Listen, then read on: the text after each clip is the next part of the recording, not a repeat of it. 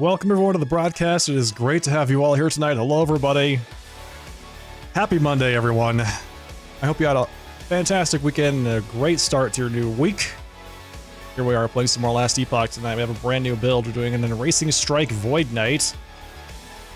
We did a little bit of a preview at the end of last broadcast last week. In the meantime, we built it out. We're jumping right into the end game with this build. It's a lot of fun. So, I want to share it with you all tonight. We'll see how far we get. Should be a lot of fun. I'm really excited about it. The build is relatively straightforward, super simple to execute, and very satisfying to play. So I am quite excited for it. All right, so yes, Dragon's Dogma 2 is coming out in a couple days, and I feel like time just absolutely flew by with that one. I have my main pawn and my Arisen already made in the character creator, but upon further reflection, I need to go back and revisit my Arisen because I didn't even try this. I did not even attempt to make this happen, but apparently I made an Arisen that looks just like Liam Neeson. And now that I've seen that he looks like Liam Neeson, I cannot get it out of my head, and I have to make a new one. I have to make a brand new one. So let's just... I'll have something ready by the time the game launches on the 21st. I'm really excited about that, too. This is going to be a big week. Brand new Last Epoch builds. Straight into Dragon's Dogma 2 launch. It's going to be good. It's going to be very good.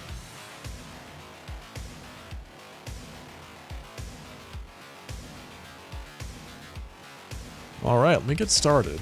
Let's fire up the game. Dive right into it tonight.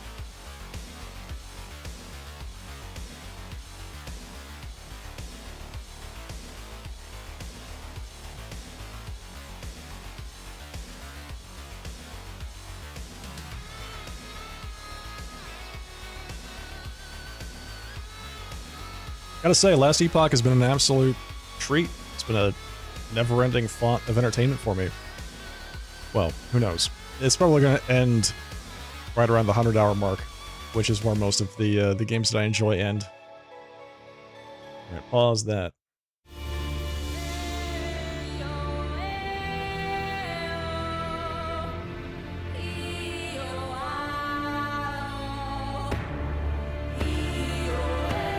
Let's move the camera. Alright, perfect. Here we go. Let's sharpen in the Void Knight. If you couldn't tell, I had originally planned to make this into a paladin, but that's not how that turned out.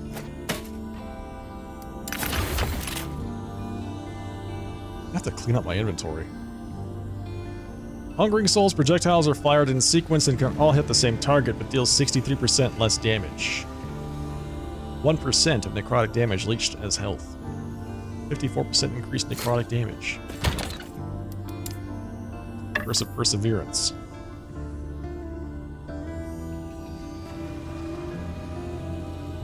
Hey, teabagging, welcome.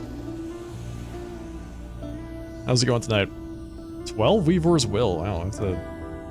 Actually, really should do that. Put that on for a bit.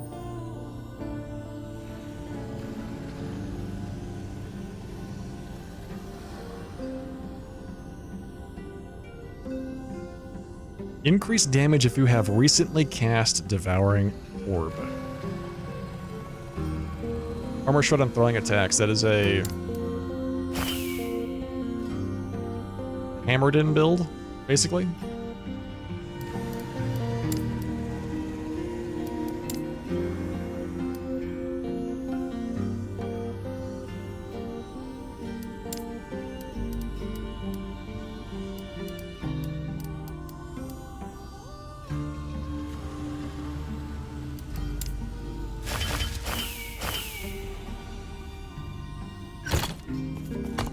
I have to be a bit more aggressive with my inventory and loot. I don't know what I'm gonna do with all this stuff. Just gonna have to sell all this. Increased physical damage of wielding a mace. Oh, we're wielding a mace, but we're not dealing physical damage.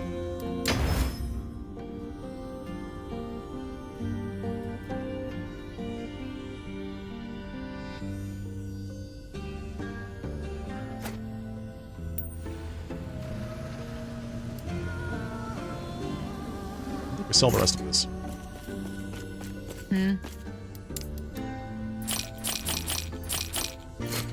Take care.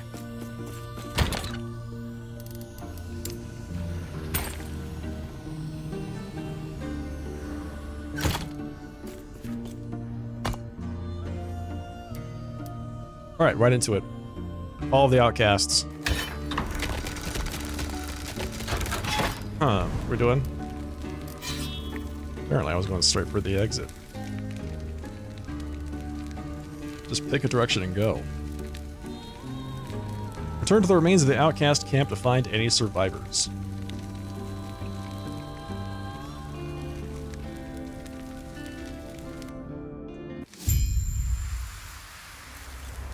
Yeah.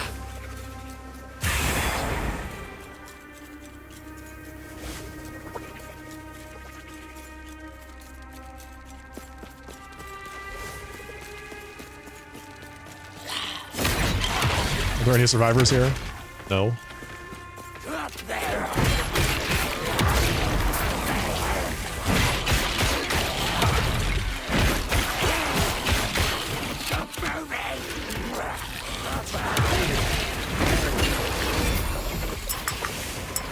I just love how silly this build is. There's like laser beams and stuff involved and everything. Big damage involved.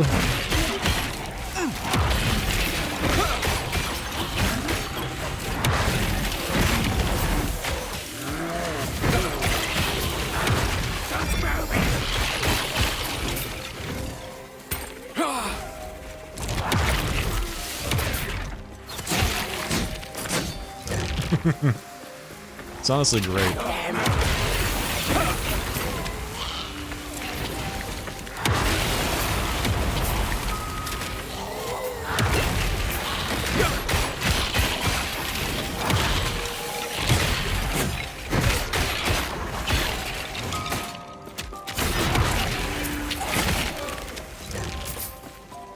So what am I doing here? Defeat the necromancers powering the barricade.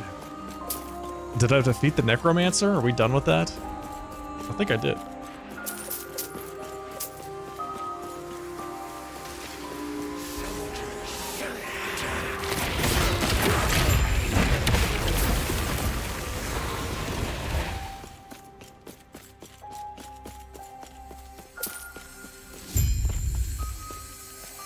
What are we doing here? Defeat the Imperial reinforcements. Down or die.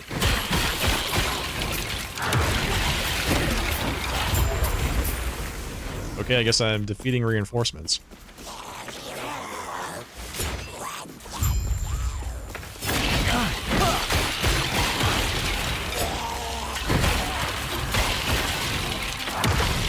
Stand down or die.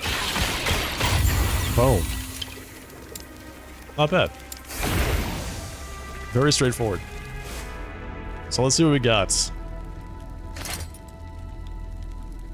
Increased poison damage. Okay. Increased poison. I don't think I've done a poison build yet. That might be something fun eventually to do, but I have not yet done a poison-based build.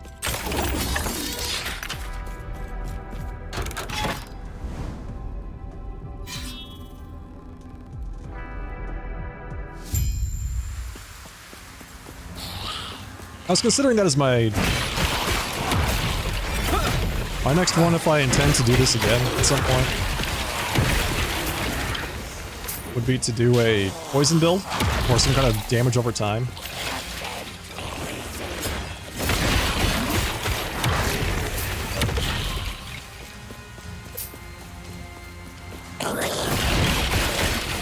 But like I said, Dragon's Dogma 2 Make that a little bit difficult.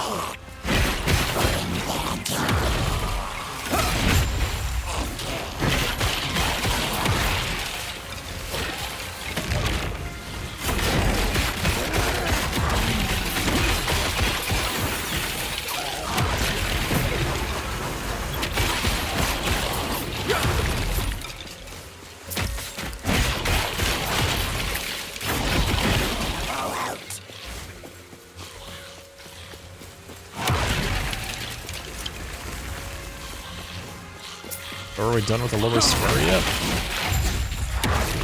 There we go. Advance to the upper square. Sounds good.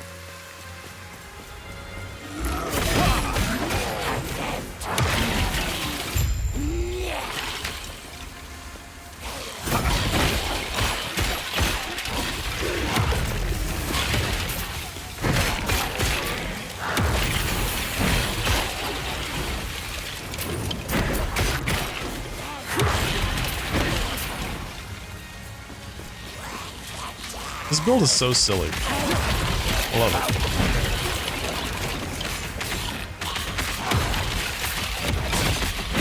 It's almost one button. I don't know if it's going to stay that way.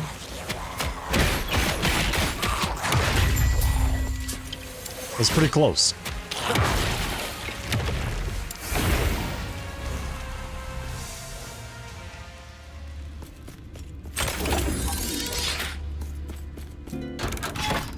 Ulcer of the flesh. Their bodies are going to be used to create an abomination for further research into immortality. Rescue the captured outcasts before it is too late. I have a... Sorry, I have sad news. It's already too late.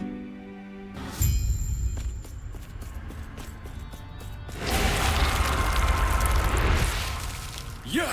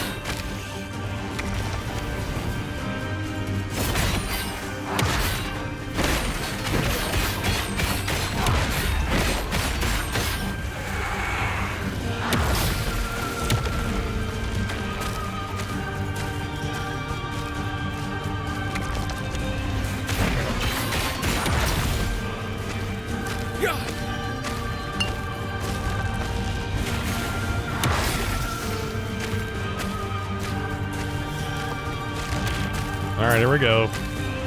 Right to the center there, buddy.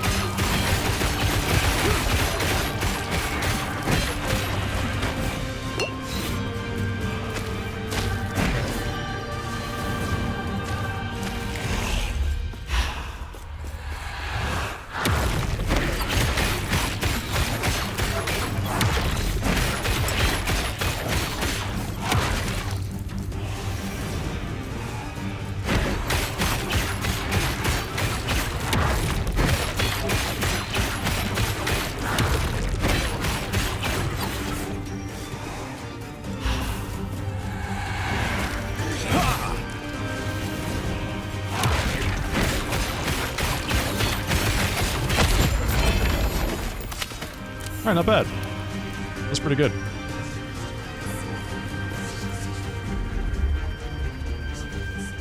Got the Ribbons of Blood ring. A couple keys, it's pretty good.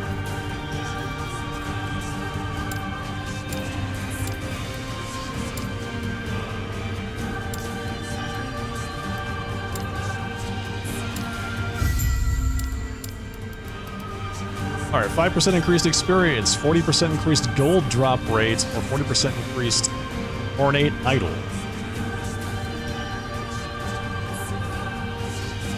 Hey, Latitude. You're playing Enshrouded? Nice. Are you enjoying it?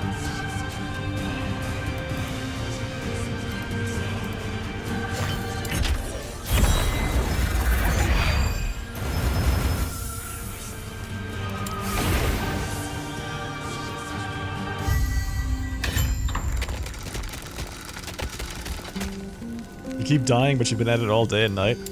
Well, that's a good sign. It's a good game, right? Seems like a pretty good sign to me. That's great. Glad you're enjoying it so much.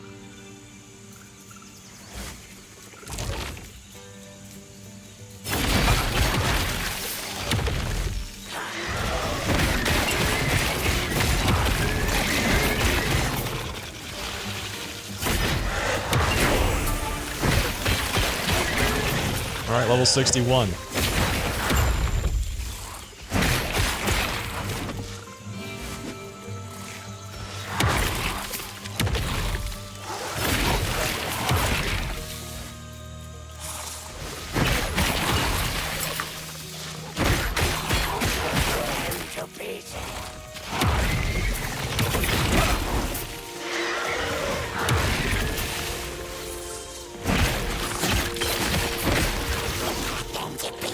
I generally don't play early access games, but Enshrouded looks good.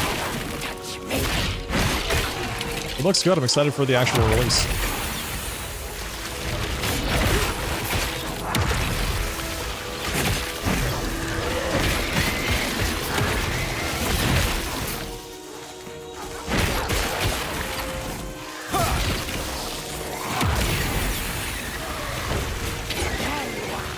Slay the Flame Guard Sula.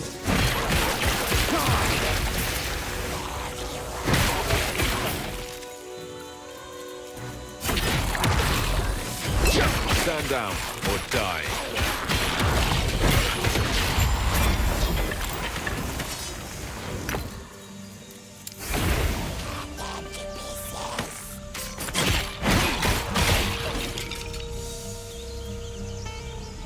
There's a lot of really interesting ways to play a Void Knight, but this one's super fun. I'm actually really enjoying this playstyle.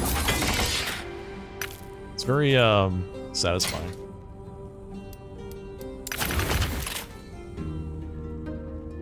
Yeah, this build has been so far it's been very tanky. It's been super mobile. It does a ton of damage. Enjoyable. You know, buttons to press. Synergistic, you know, the gearing wasn't really all that bad. I have 2 pieces of gear, but I think it really depends on just this one. The mace. The mace is huge for making the build viable.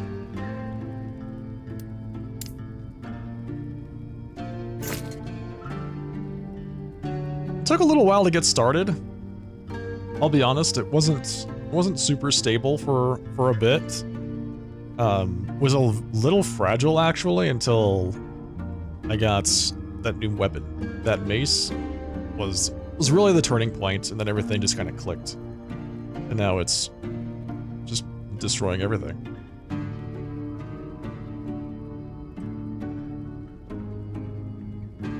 Alright, I think we go with the extra time echo chance. The echo chance is really good for something like this.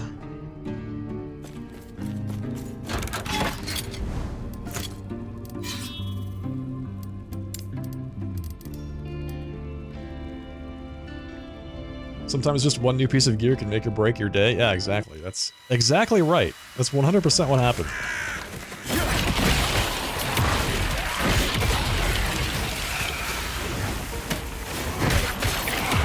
I was doing the campaign. I was right around Act 6 or so. It started to get pretty difficult. That was primarily because my resistances just weren't very good at that point. Stand down or die.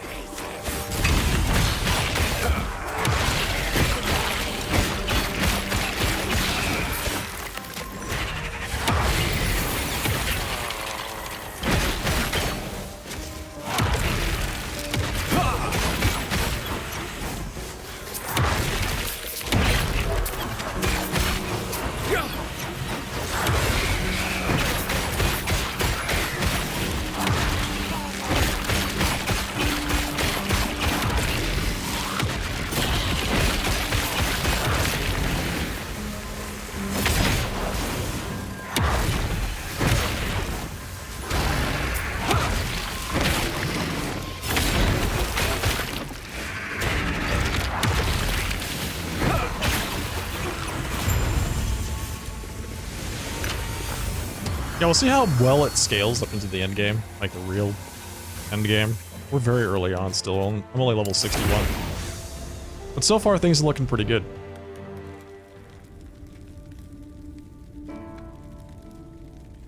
I'm glad it turned out that way.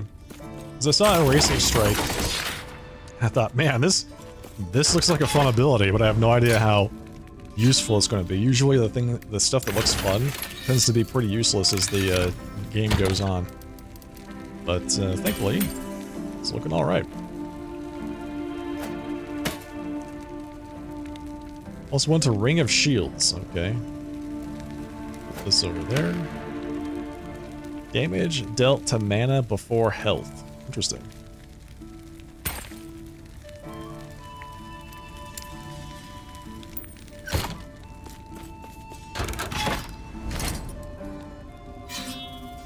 %82 increased poison, 11% physical resistance. I'm gonna keep using that ring for a little bit longer so that we can unlock everything, but I don't think it's gonna be at all useful for this build, but maybe for a poison build at some point.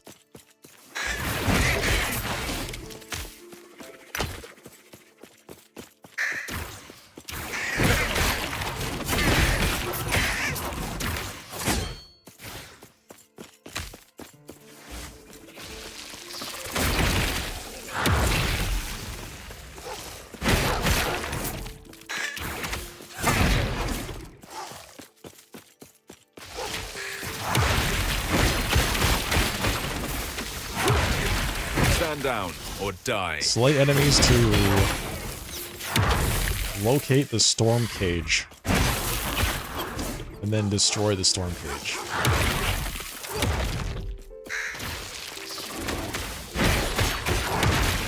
What if I locate the storm cage before the storm cage is revealed?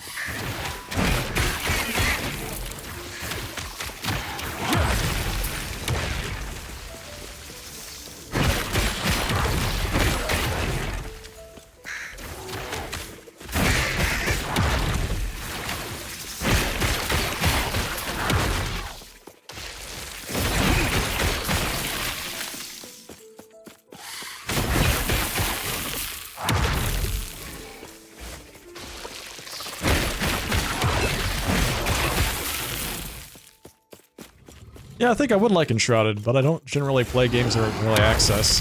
I like to save them for their actual release.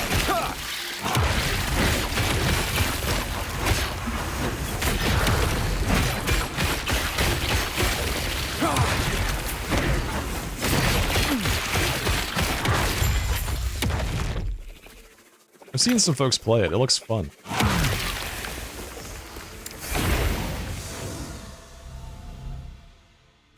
The Diablo 4 Hoda Barb? Yeah, exactly. Yeah, you're not too far off from that, honestly. Alright, Orb.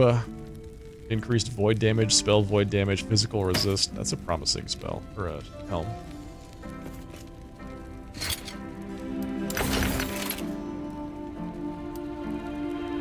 I don't know, the one I'm currently wearing is pretty badass. It's a tier 7 increased void damage and spell void damage prefix, so I think that's going to be really hard to replace.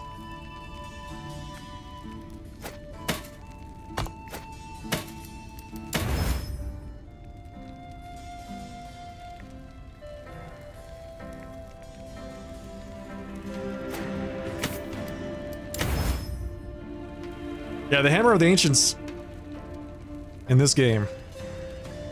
Erasing Strike, fantastic. Feels so good.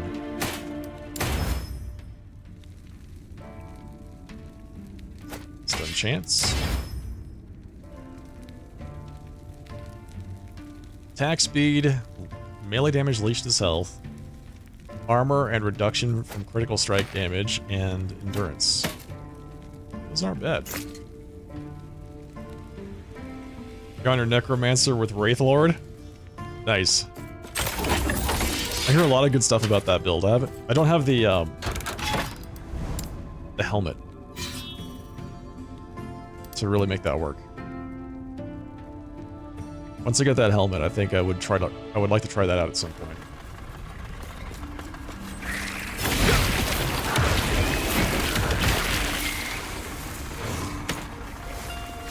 Stand down or die.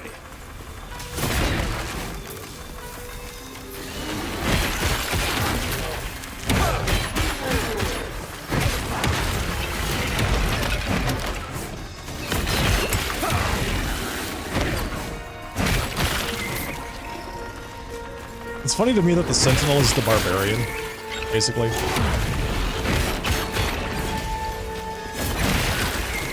I don't know, when I was looking at the classes, I figured that the Primalist was gonna be the Barbarian.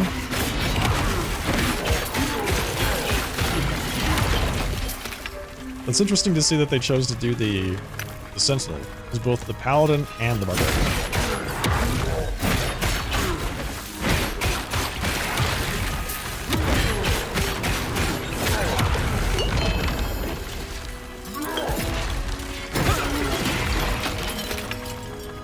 Vial of volatile ice. Acid flask damage converted to cold. Poison chance converted to frostbite. Interesting. It's a pretty noteworthy little item.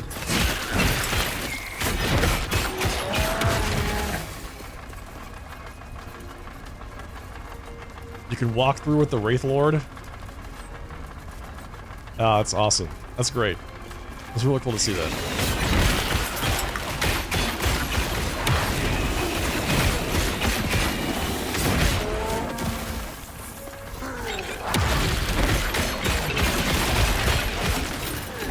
Stand down.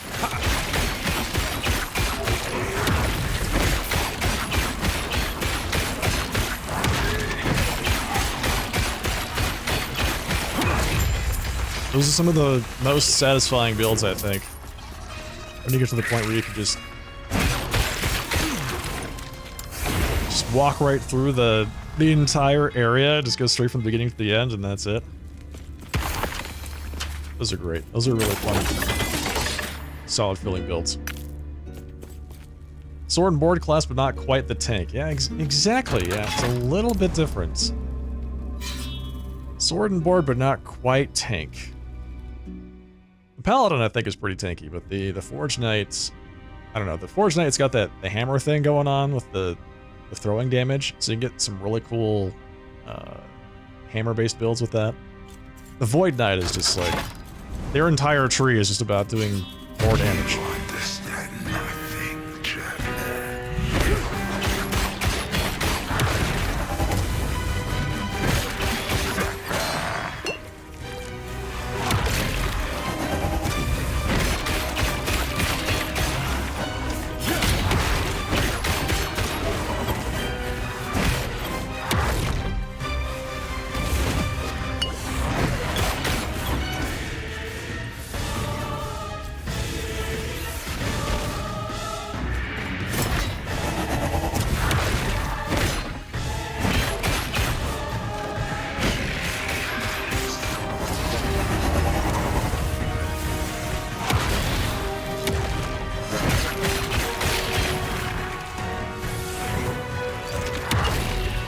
This guy's got some crazy ads.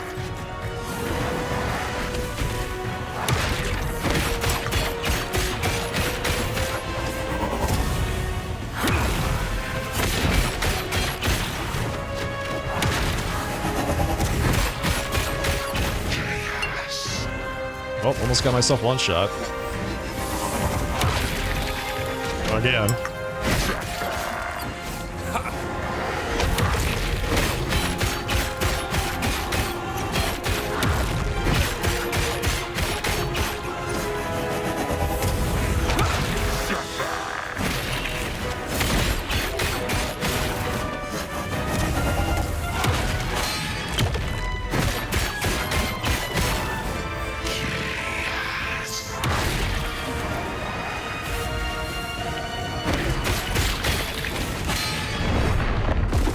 Yeah, that charge has got such a huge amount of AoE. Oblivion Dash. That's interesting.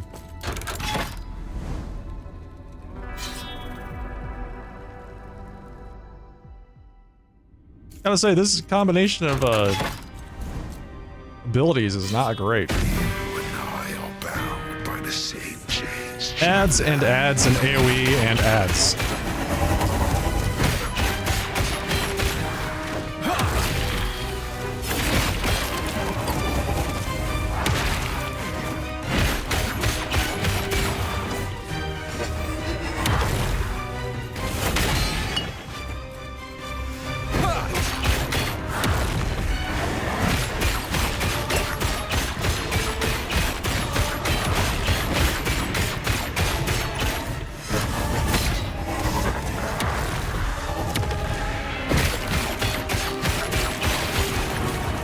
Stand down or die.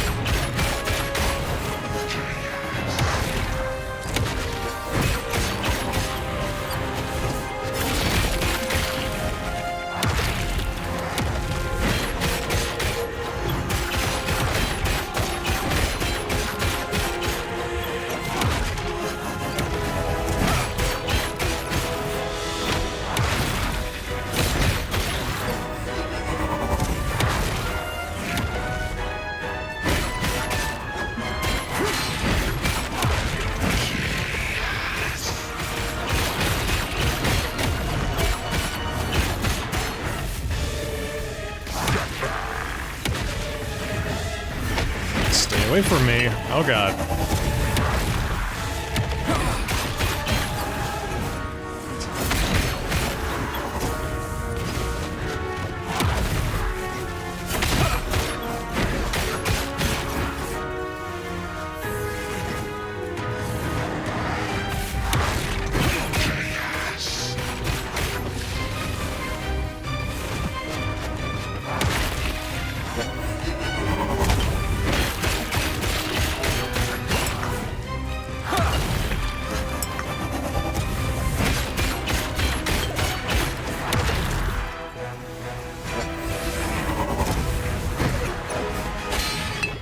Jeez, alright. I get it, I get it. You got big AoEs.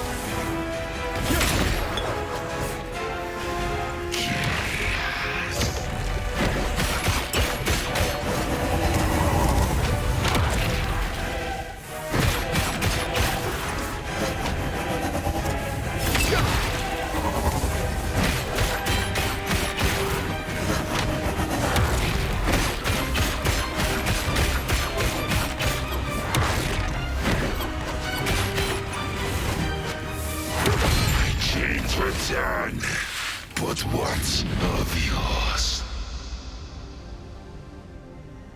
No, I can't, I'm playing offline.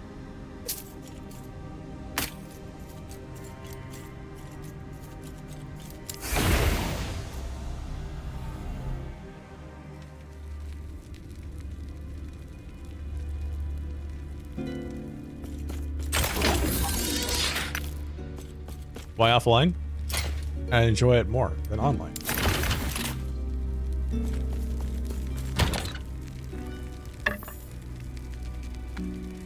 Boom. Siphon of Anguish. I think we're done with this. Oh, we still have 4 more to go.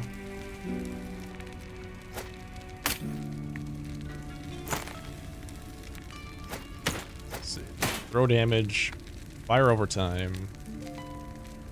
What's this? Lightning damage taken as physical. Percent missing health restored on lunge. Interesting.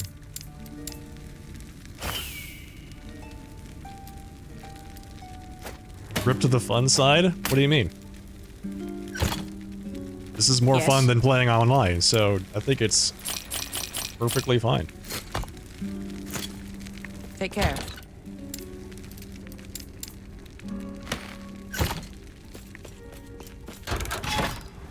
So, let's see, we're on Corruption 10, huh? We went straight to Corruption 10? Oh wait, is it global? I forget. Forget how that exactly works.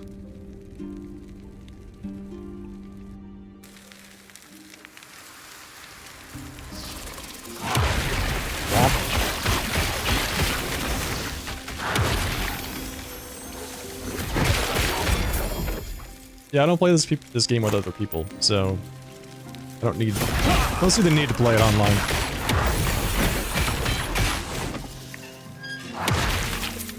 Good God. 104% increased poison damage. I mean, there's chances that this ring is gonna get pretty big. Pretty big. Let's see.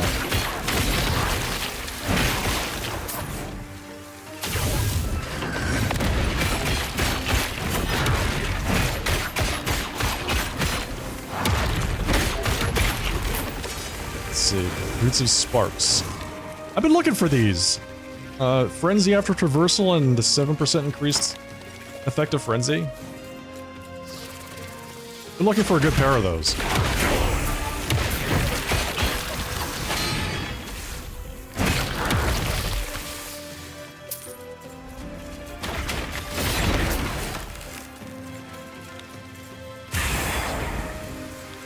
Now, I don't know if I can actually turn those into a good pair, but we'll see.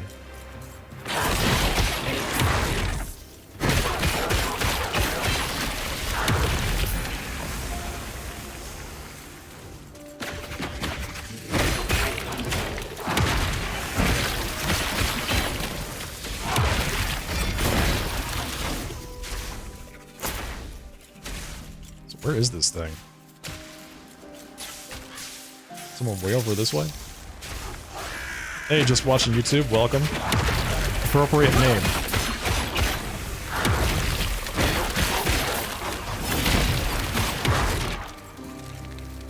Gotta say, doing alright.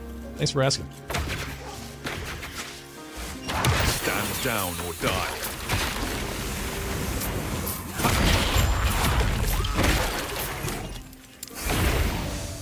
Just getting this build started, so to speak.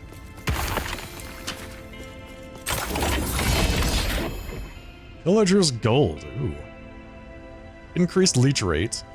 More damage to ignited enemies. Interesting. +1 throwing fire damage with burning daggers. +2% increased chance to find potions. What is this? 40% chance to throw a burning dagger on hit. 100% chance to throw a burning dagger when you drink a potion. That's a fantastic relic. It seems like a lot of fun. That's great, man. Alright, damage over time. Okay, damage while channeling is really good. This one is resistances while channeling? Yeah, I think that's less good. I feel like I want my resistances all the time.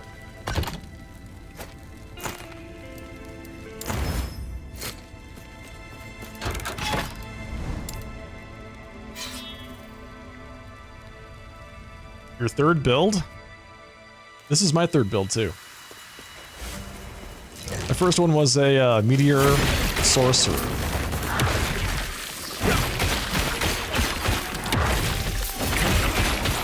And then I did Melee Lich. And now I'm doing Racing Strike Void Knight. Melee Lich is a lot of fun. A little more fragile than I would have liked, but still a lot of fun.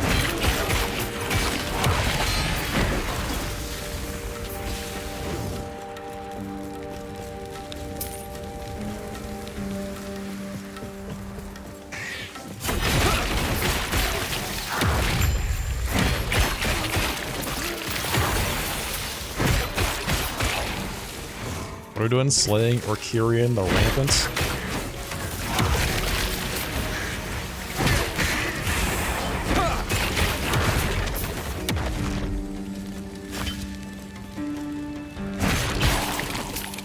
See if there's anything good here. It's just so much stuff.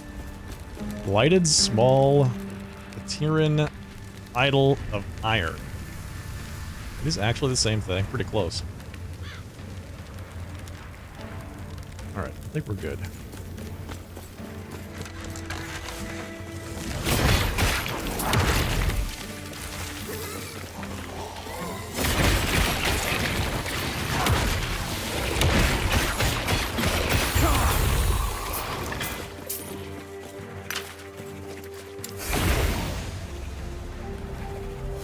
Still working on your Necro Wraith Lord. Your first build was the Plasma Orb Rune Master. That sounds great. I really enjoyed Meteor Sorcerer because it was like very passive. Just kind of ran around. It was a self-cast, not the cast on crit. Self-cast Sorcerer. And like you just run around, throw meteors around, and then eventually everything dies because they take damage from the meteors exploding around them. That was it.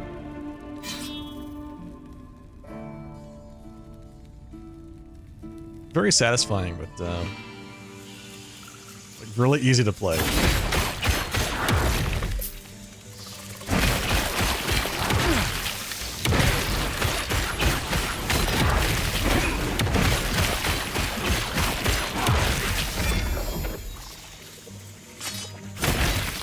Stand down or die. Savage Gate, huh?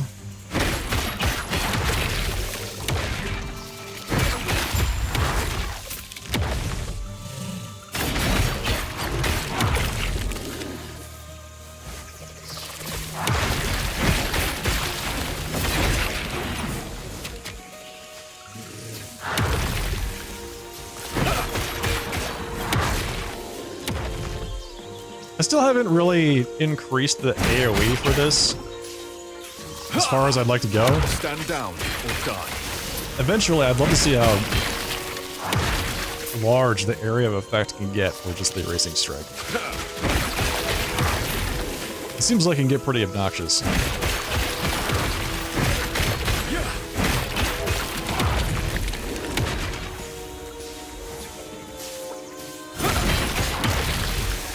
Damage is already obnoxious, and I just started scaling this.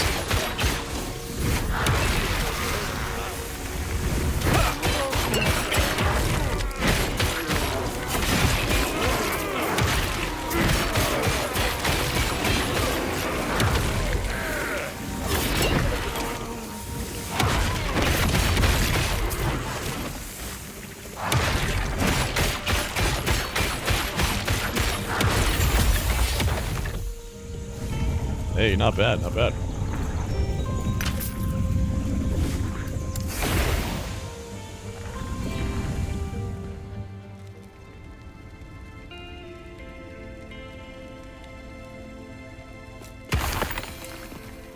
Alright, let's see.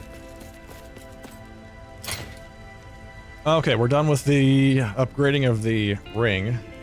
104 increased poison, 34% increased physical, etc., etc., etc.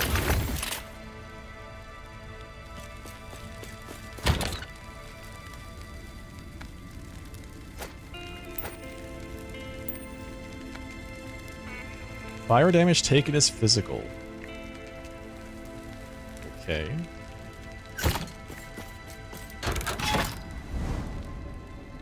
I mean, it's not bad. It's just not, I don't think it's something I really want to focus on right now.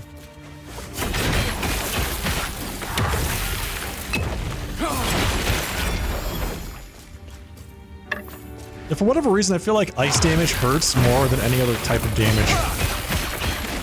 I don't know what it is. Whenever I see ice damage, I'm immediately scared.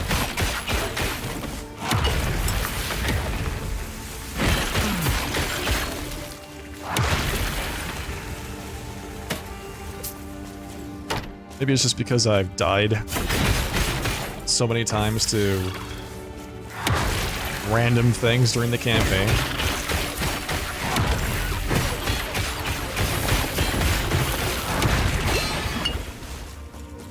Like that.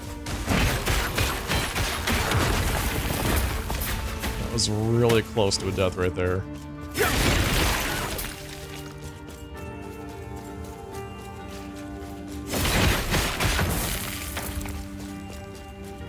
Just random little things on the ground. And they deal a ton of damage.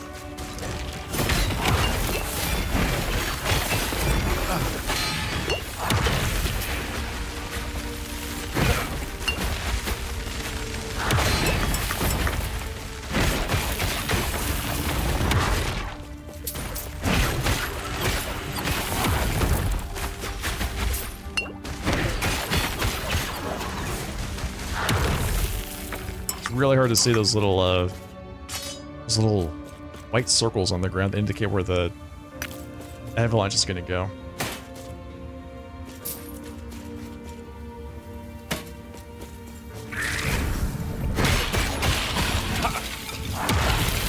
Soul Gate. Got it. No worries. Easy.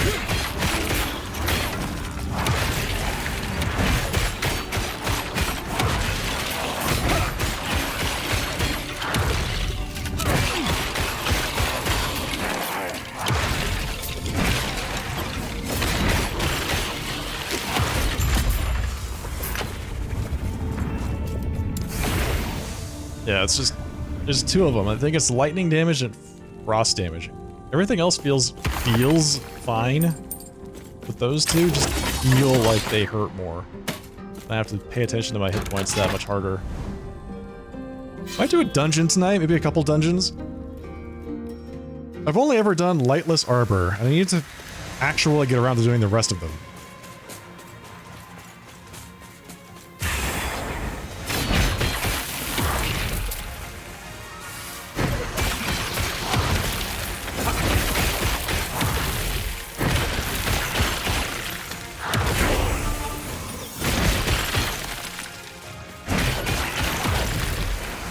Hey, level 63.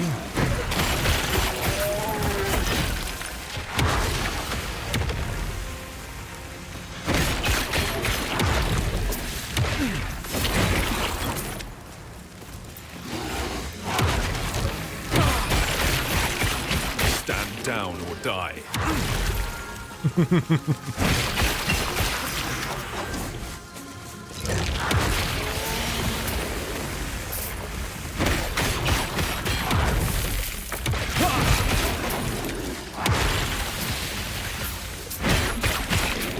I think the silly laser beams are part of my favorite part of this build so far. It's just void laser beams from space.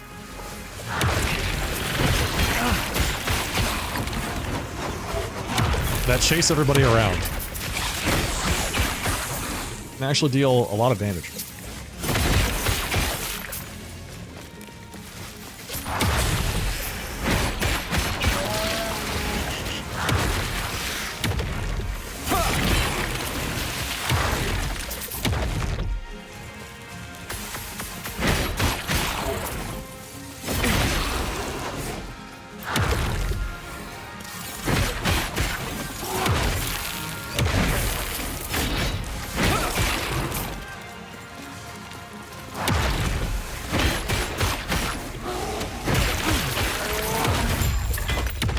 Alright, nice. That was pretty straightforward.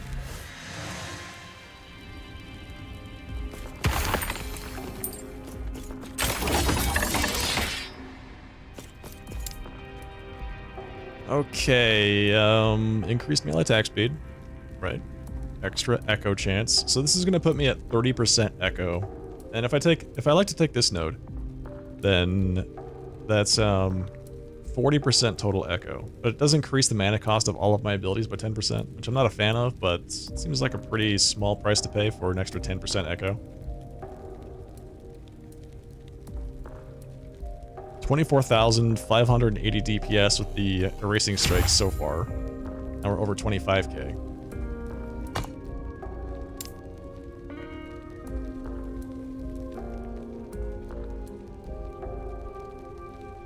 This is what I was talking about. So we still have nodes that we can take that increase the area of the slam, right? So we can get another 25 or 15% of the melee area by taking this node. If we take 4 points in this and we use an axe, then that's another 100% increased area. So I'm thinking this slam can probably just cover the entire screen, right? 115% more area on top of what it already does? Sounds a little ridiculous. Sounds a little ridiculous. All right, but I want to get down here to the Twin Cataclysms node.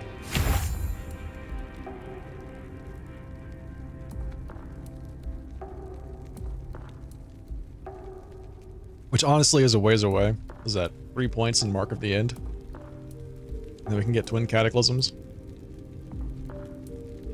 Erisha's Fall is pretty good. Basically, I want to take this whole tree down here. I'm going to take all these nodes.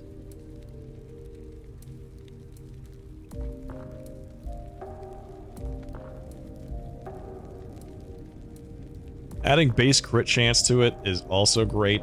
I think that there's no bad nodes, effectively.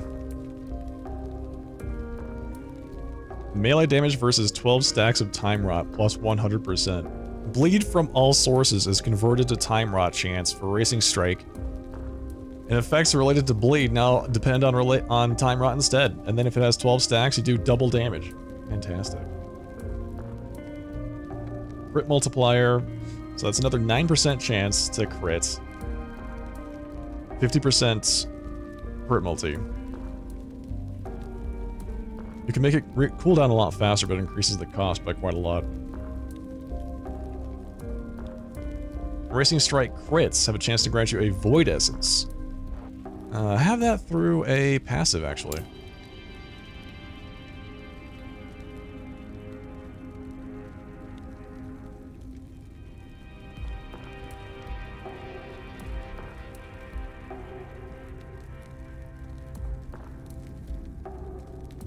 Damage to high health. 150%. Let's see. Grant those around you haste. I want to grant myself haste. I want to do that.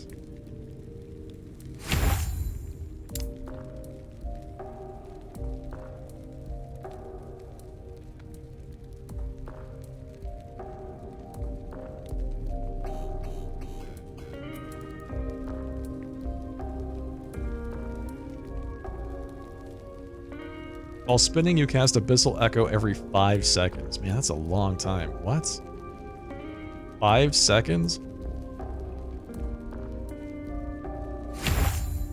So that's 1,000 DPS by taking 1 point in that node.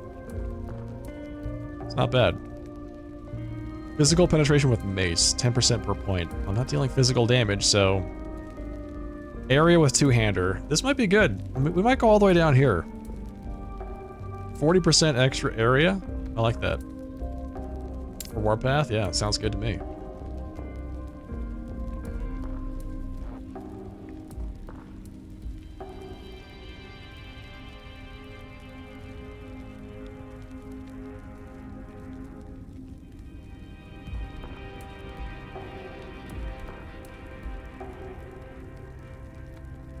Devouring Orb now erupts at the end of its duration, creating a Void Eruption.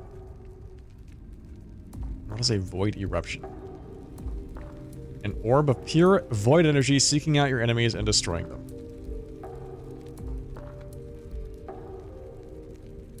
We can give that a shot, just to see what it does. I'm not familiar with that particular effect. I mean, it couldn't hurt. Let's see what it does.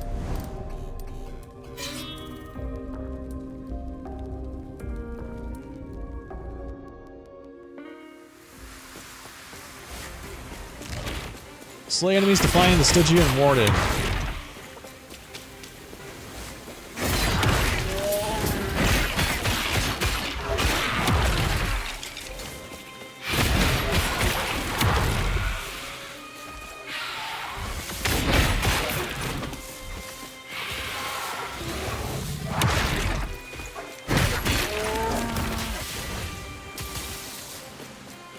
Okay, so that's a cute little effect.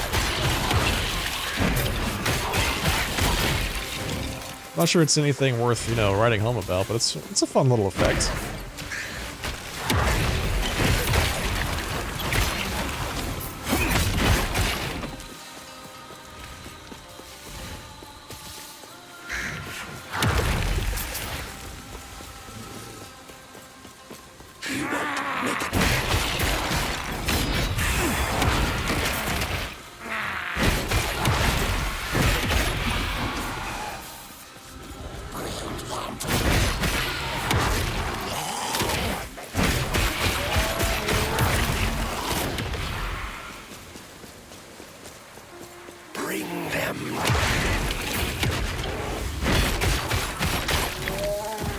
Bring them to me. Alright. Thinking southwest. Defeat the ambush.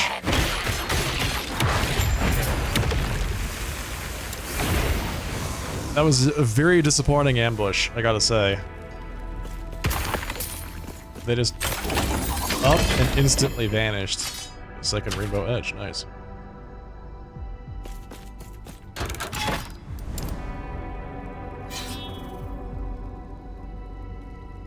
Instantaneously vanished.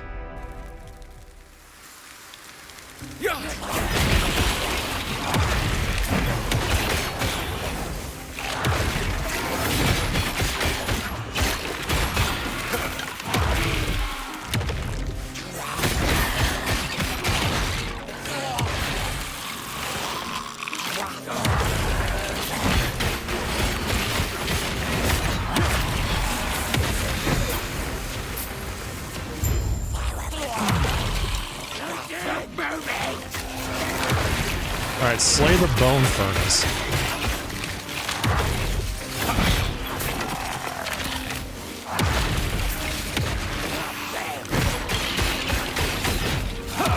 Oh, it's this thing. Done.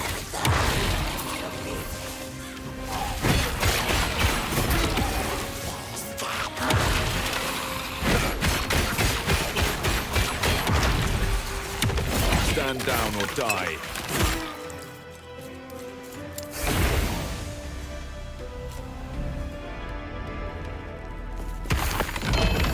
I need a bit more mana regen too. While I'm at it. Hell Reach. Bow fire damage, bow increased attack speed, and fire penetration.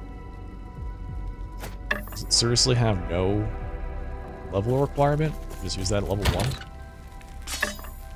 Wasn't that cute?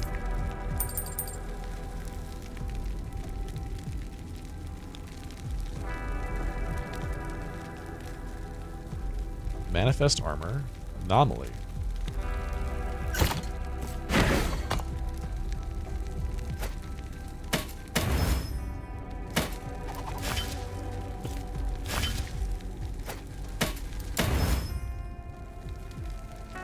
Health. Chance to chill on hits. Melee fire damage. Which might come in handy later. Not necessarily right now.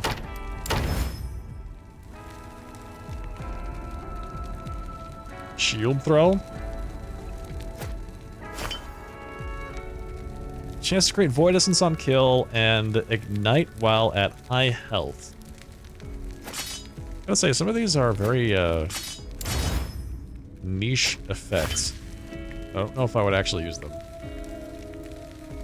Increased fire damage, yeah.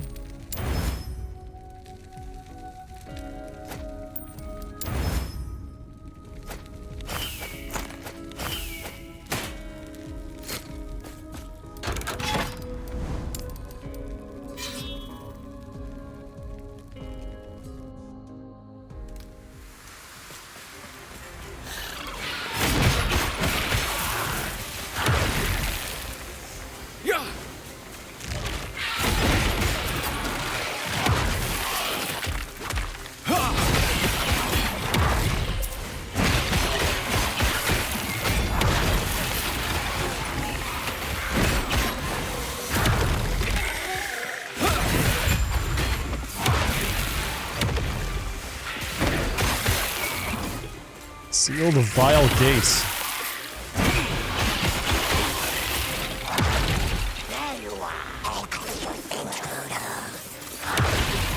Yeah, like a little bit of mana wouldn't go unappreciated with this build. It's pretty mana hungry. It's not to say I'm doing awfully when it comes to mana regen, but could be better.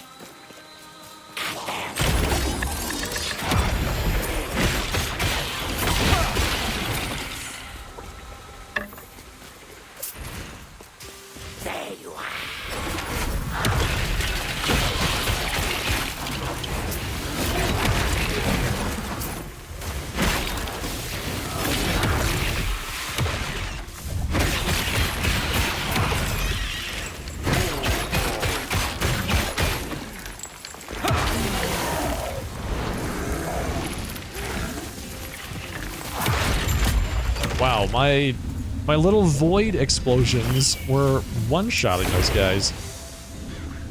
Just give me a break. How much damage does this build do? Get out of here. My incidental damage is doing enough damage to kill everything.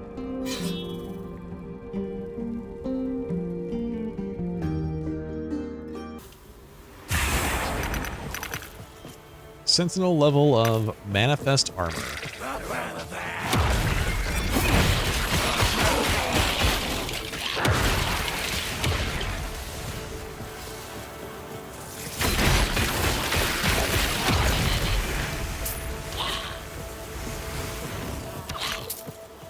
Destroy the Bone Spire.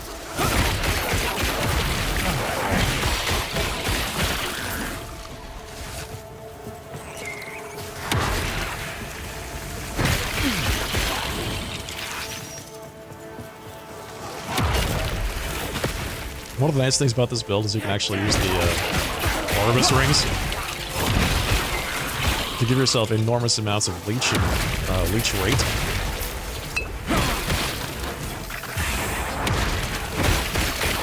Which honestly increases the survivability dramatically.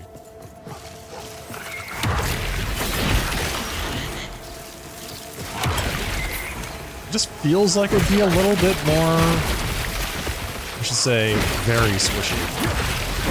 If not for that.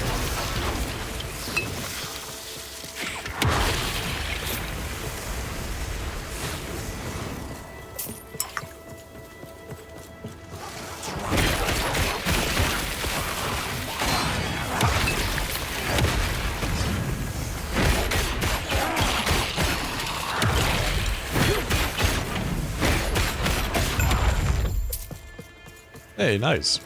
Let's get out of here.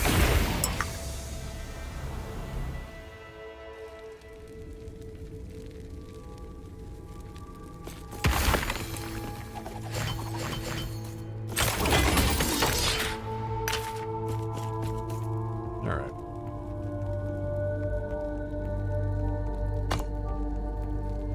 What are the next ones? Stolen Lance and the Black Sun.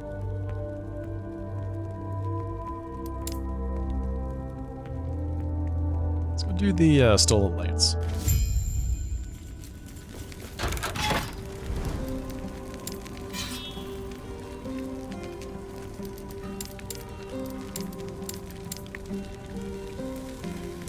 Let's move this forward a bit.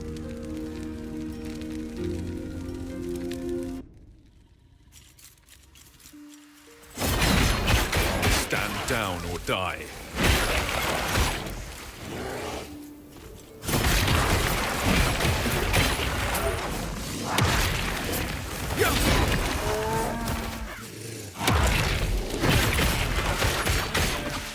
Stand down or die. Stand down or die.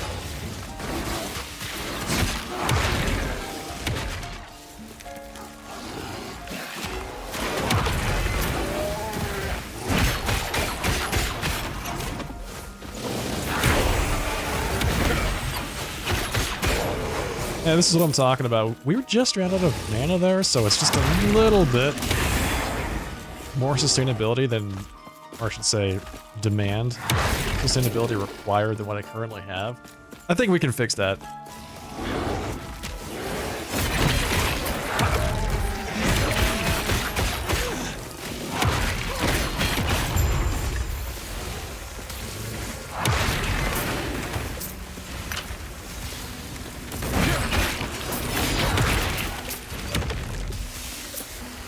Right, nice. I really love just finding the elite and just walloping it in one hit. Well, what is effectively one hit anyway? Let's see, boom, boom. Physical damage of wielding a sword. Is this multiplayer? Yeah, it can be multiplayer. I'm playing it solo right now. Yes, it is designed to be played online.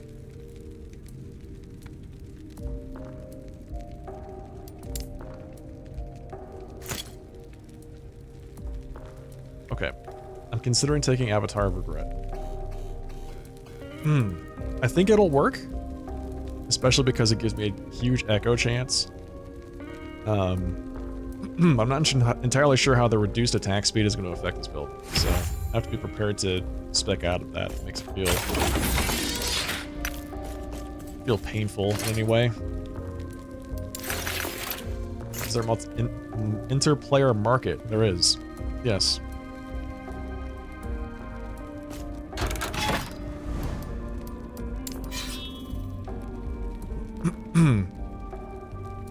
Yeah, sure is.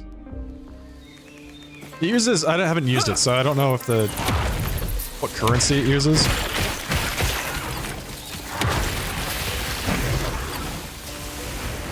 I think it uses some kind of, like, market-specific currency, but I'm not sure.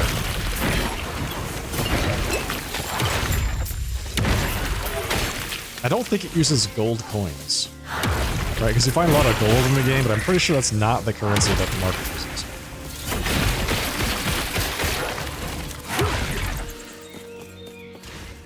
There's two different ways you can play the game. You either have access to the market, or you can give yourself bonuses to finding better loot yourself. Right, so if you're more into playing the game alone, you would just do that. And you can farm more and you get better gear and things like that.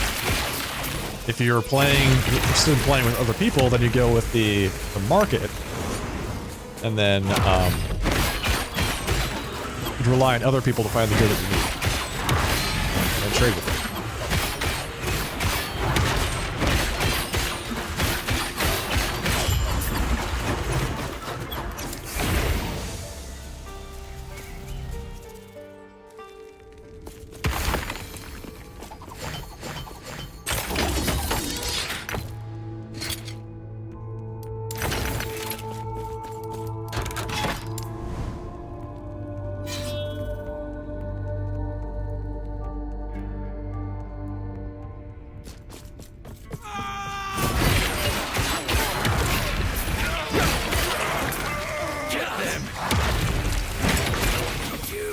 Fire. Trample you.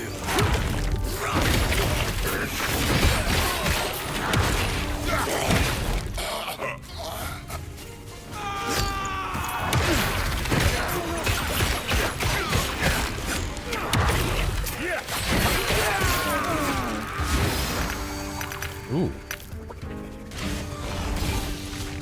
So we're doing the Siege Spire? Okay. It's like right there. You know what, it looks like it's close, but I'm betting it's gonna be a long way away.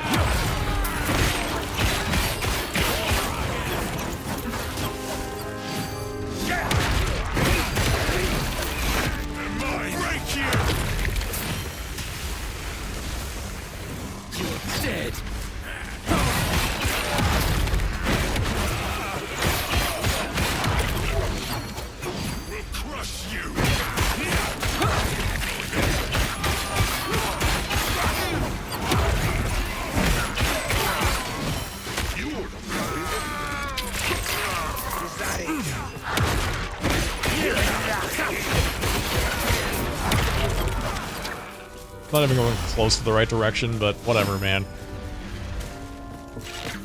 I see guys, I want to kill guys.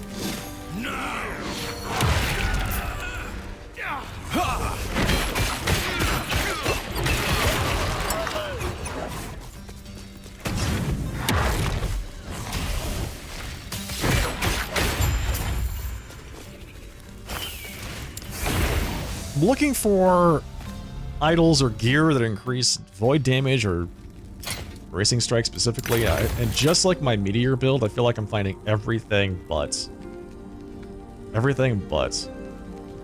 what I would need to buff my own build. All right, good night, Latitude. See you later. Have a good one.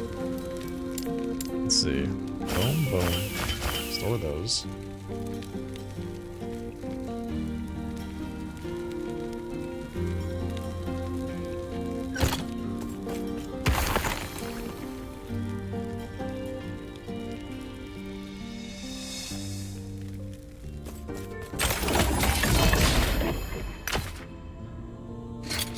What was that? Oh, Rune of Ascendance. Nice.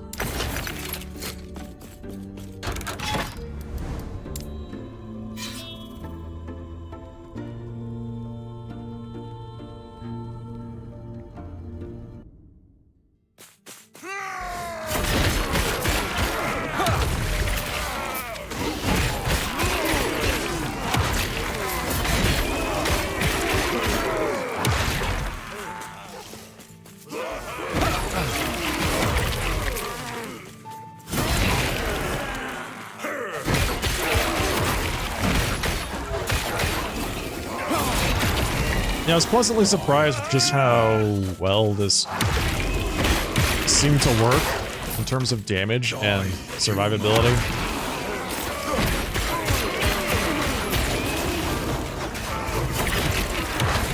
Especially after playing my melee lich. Super fun build, very fragile.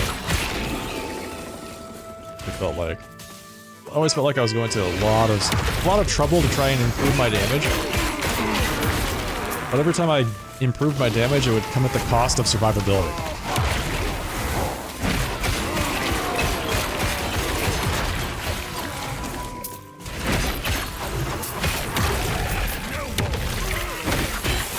Hey, Rune.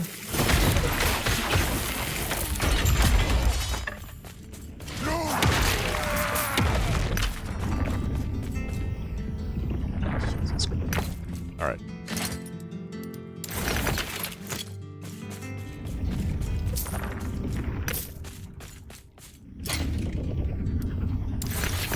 Not bad. Let's keep going.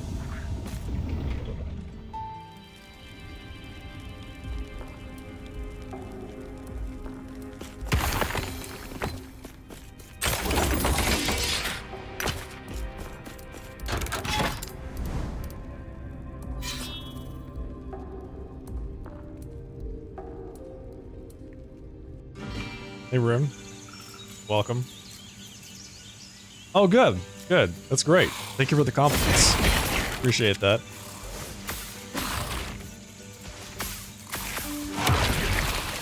Back home a relatively normal bat evening on Wednesday. That's great.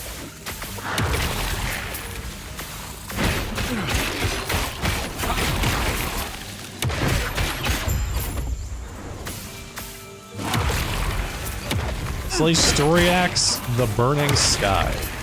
Alright. I think we can manage that.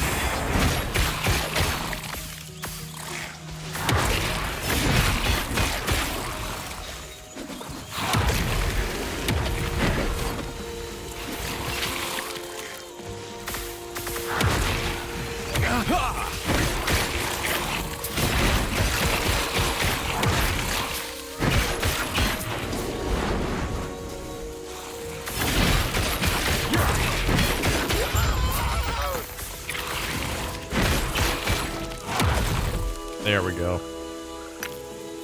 Nice. Pretty good.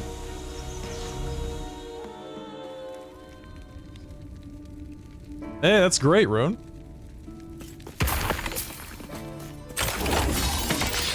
Empowered Orbis, huh? Exciting.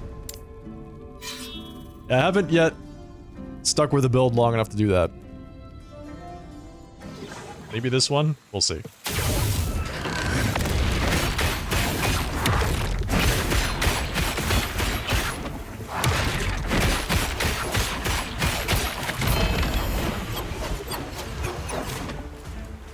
Marrowphage. Boy, that's a mean-looking two-hander. Damn. That's a mean-looking two-hander. Destroy both siege spires.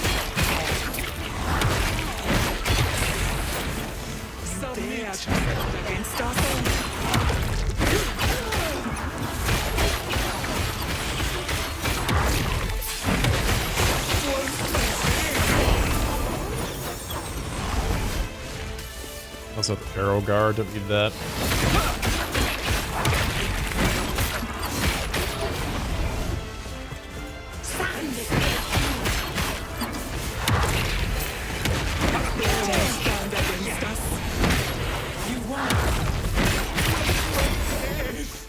Yeah, Yeah, the urge to play a different build is really strong in this game.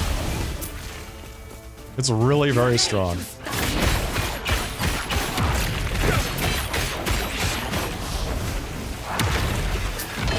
It's like every... right around level 75 or 70 is where I start getting the urge to play a different build. Oh, damn. Those guys just stabbed me to death. Fantastic.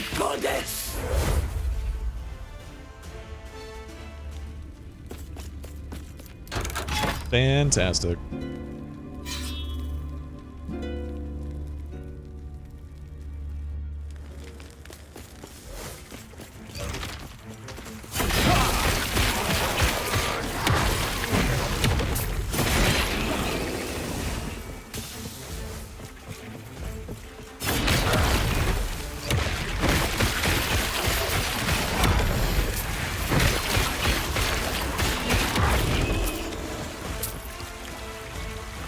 .38 health on kill.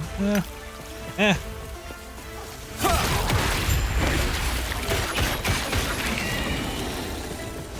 More about the health on hit, but whatever, I'll take it.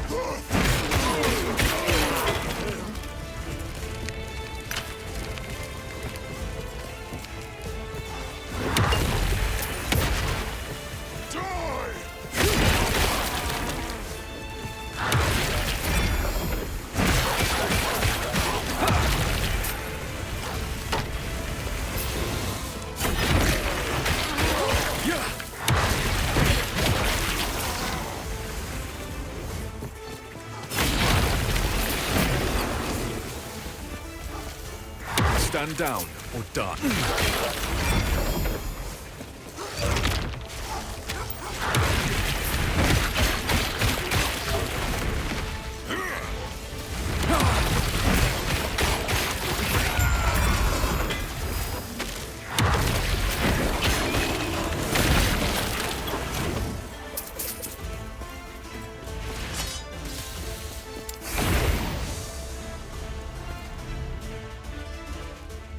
You had to find an active build that was fun to play to keep you engaged. Nice. Nice, yeah, I find that the more active and engaging the build is, the easier it is for me to remain interested in it. But I'll be honest, it all comes down to clear speed for me. It's like, if you've got a build with a really high clear speed, it feels super, super nice.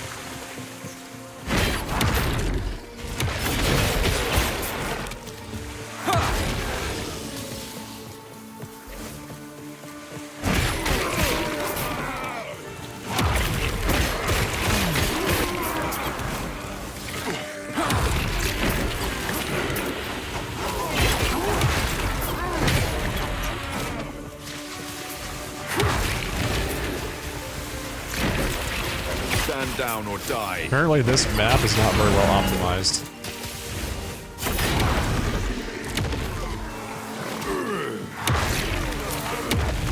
Or there's just too much stuff on the screen right now.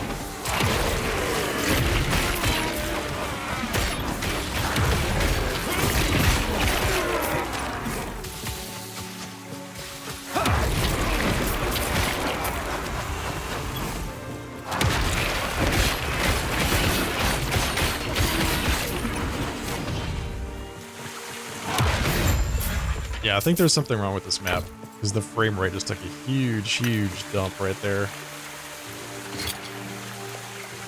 Just, what happened? What's going on? Or maybe there's just way too many, like, many numbers to crunch or something like that. That's really weird. Never had that happen yet.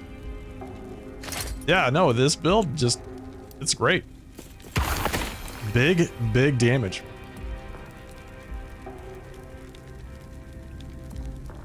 I'm liking it so far. It's fun, man. Let's see, 90% increased damage over time. Sure, I'll hang on to that, why not?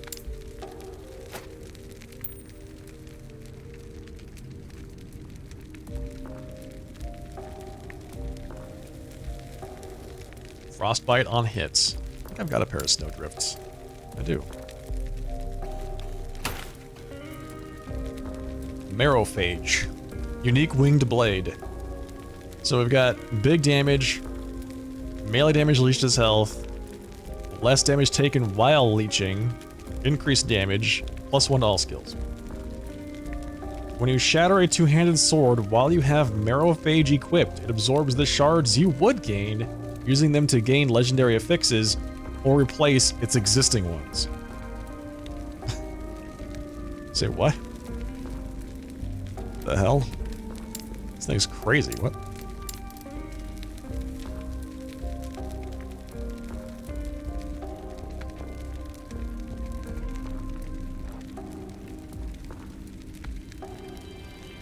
Hey, nice.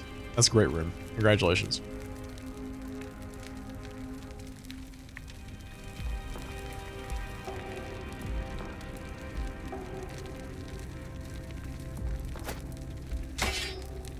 That sounds like a fun sword.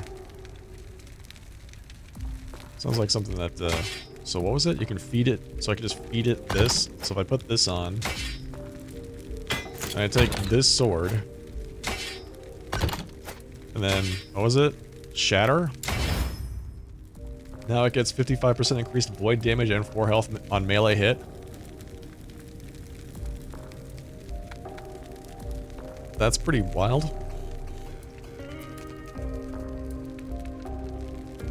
Did you know you can drag and drop stash tabs for organization? I did! Yes. Yes, I did know that.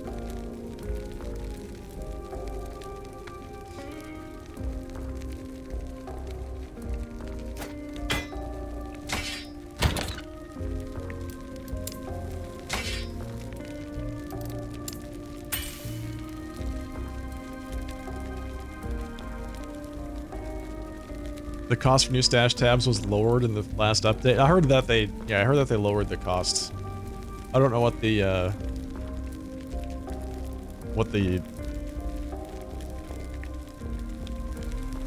old costs were, but they had to lower them. Because I feel like I get a lot of money in this game. So it's interesting to me that they felt like they needed to reduce them. Increased melee attack speed. So that thing got increased void damage.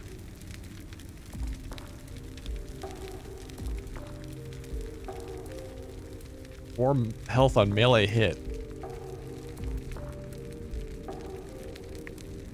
Doesn't do as much damage as my current weapon though. The 101 melee void damage and the 90 spell void damage are huge. Just out of curiosity, I want to see what the hit is. So it goes from 20,000 to 18,999. All right, so it's not huge, but it is less.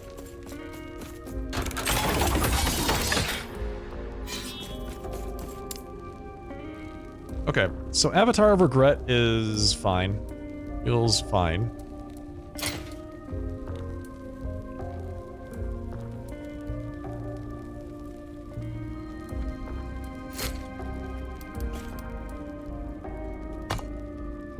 Okay, let's see what we want to spend our passive on.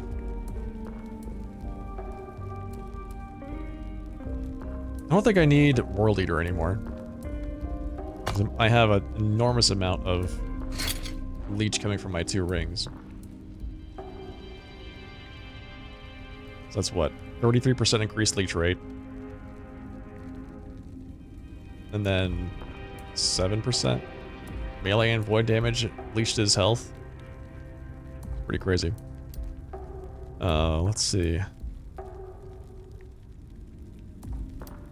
8% increased melee attack speed overall. That's pretty good. That's pretty good. Hey, Bento. Thank you for the compliment. Much appreciated.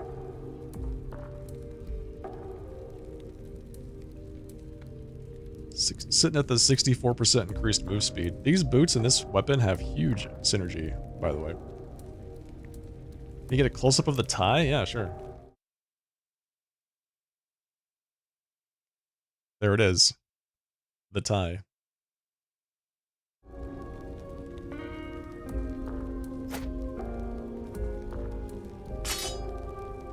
That's one of my favorite ties. It was a gift. Christmas present a couple of years ago. I'm thinking I'm going to be refreshing my tie stock at some point this year. Yes.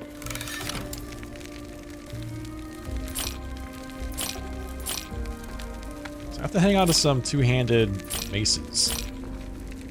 Because this has legendary potential, and I want to upgrade it to legendary at some point.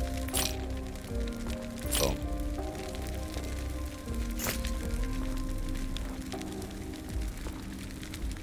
Take care. Hey, Domina. You thought it was Skeletor from a distance. Really?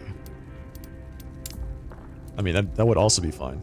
That would also be okay. Or amulets or glyphs.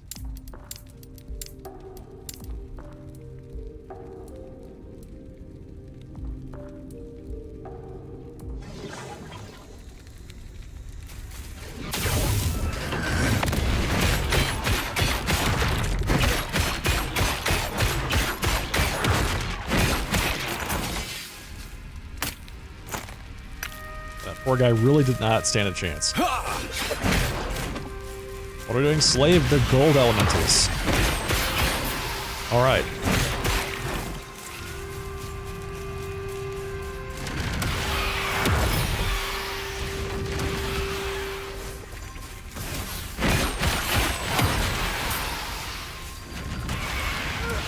I guess gold is an element. It's just, I don't think I've ever thought about a gold elemental, you know what I'm saying?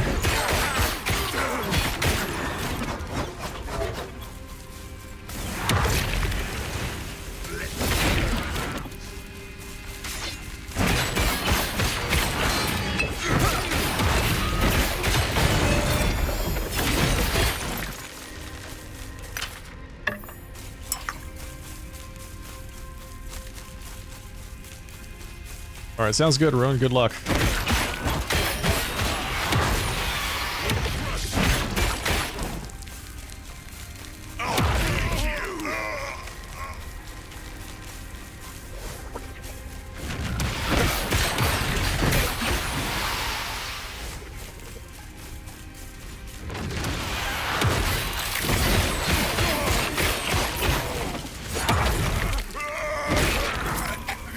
You can't run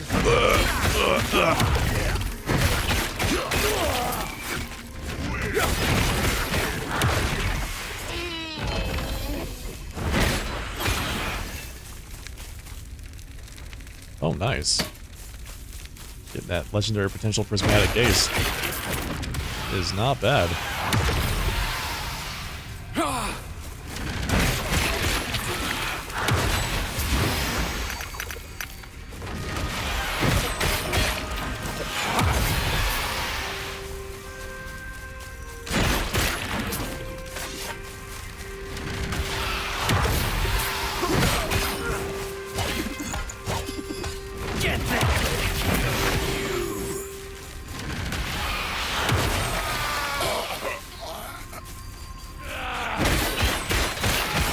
I had one of those slay the patrolling monster quests at one point, but the thing I was supposed to slay had the of haste affix, so it moved faster than I could walk, and it was just casually outpacing me the entire time.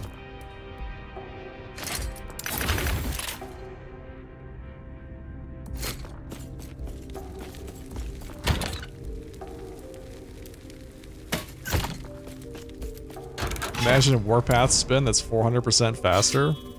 That sounds like fun.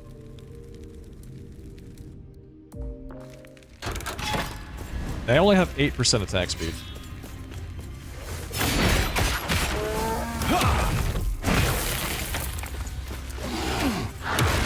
Because Warpath is really only the filler skill for me.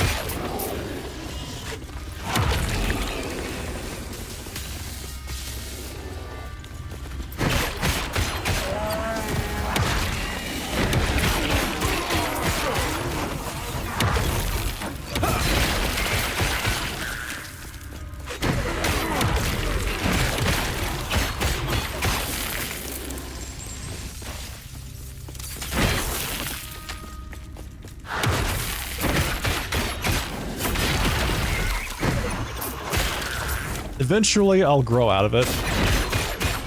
Because eventually I'll have more stacks of erasing strike that I can use. At that point, I'm not entirely sure what I'm gonna do. I'm still gonna have it, but I'll use it significantly less, I think.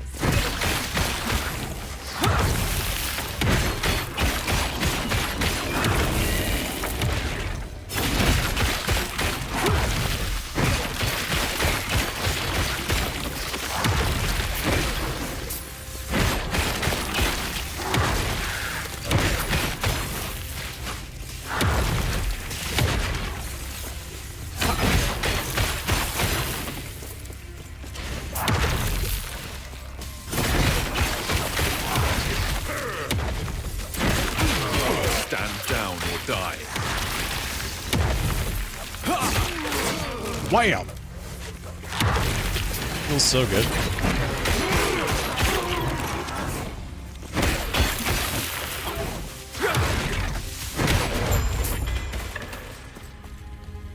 It's funny to see the like the frame rate actually dropping using so much like on-screen things. I haven't seen that happen in a very long time. This is too much action.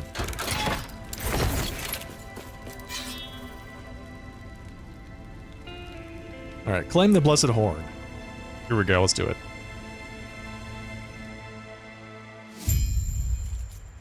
Yes? Charge! Don't lose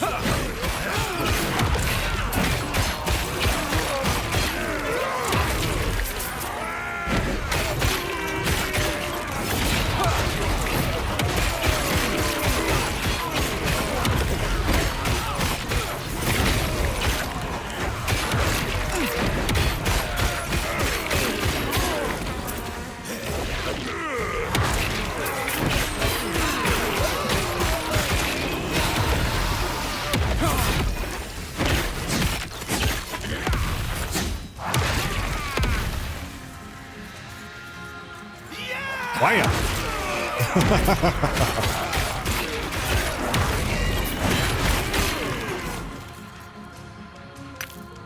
Blind and challenge the Wengari chieftains.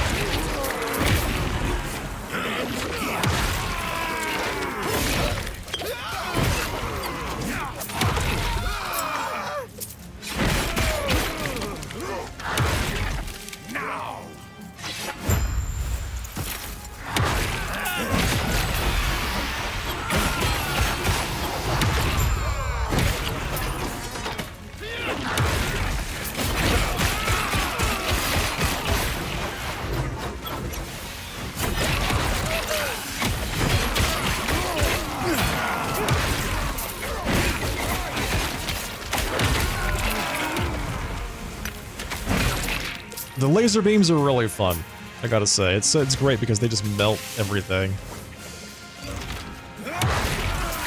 Everything that I miss, they destroy.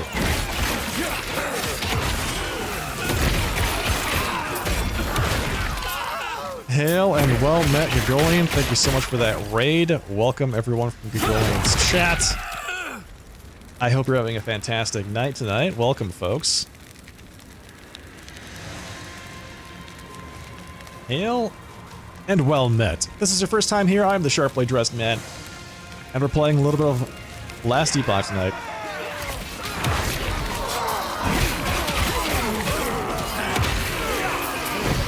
We're enjoying some stupid builds. That's basically it.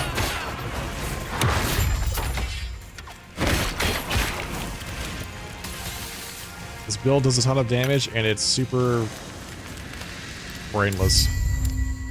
Brainless build. But hey. You finished Final Fantasy X too already? And then you played some Last Epoch? Hey, nice, man. Wait. Is Final Fantasy X 2 just really short, or did you just play, like, really fast? Because I thought it was a lot longer than that.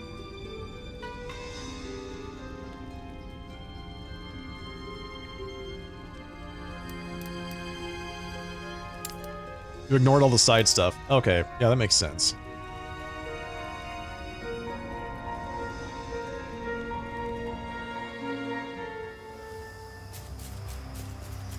Was the side stuff just not interesting to you?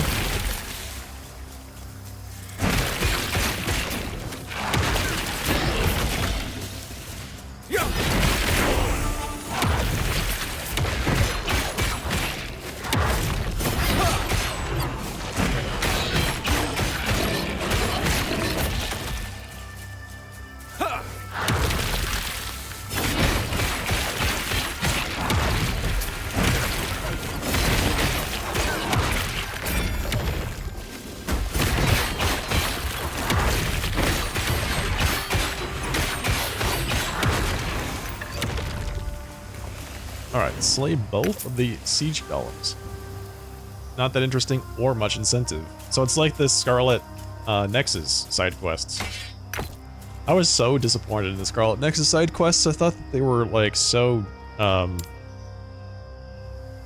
like uncreative, unimaginative. Go kill this monster using this skill 5 times. That's it? That's all you want me to do? What? Get out of here.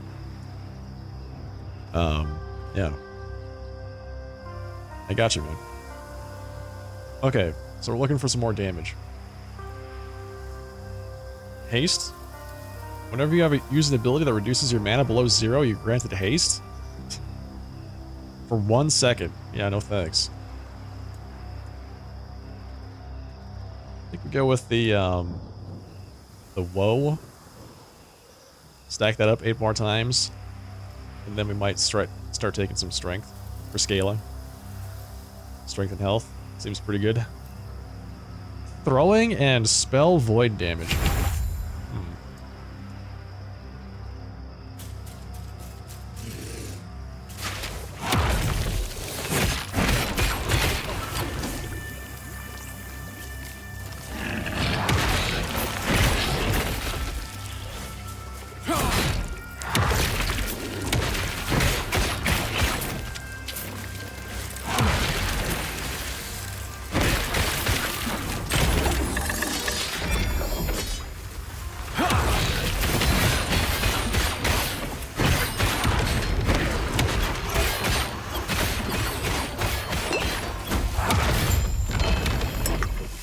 Sitting there running into a wall trying to get away from him. Alright, offhand catalyst. What the hell?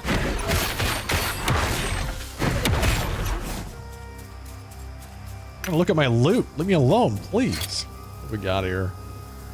Fragment of the Enigma. 11% chance to apply spark charge on hit. 2 lightning damage for spark charge per intelligence. 150% increased spark charge explosion area. It's all about the lightning damage. Interesting. Damage while channeling. That's nice.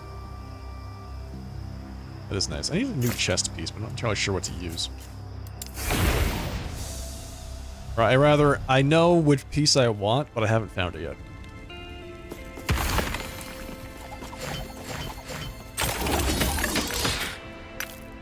I was looking at the new... I was doing some research on Helldivers. Evidently, the next... There's like a hypothesis that the next faction they're going to introduce is from the first game called the... oh, 19% increased effective frenzy? What? The Illuminate. The Illuminate. They're like... Illithids, mind flayers. So I'm really curious to see what they do with that.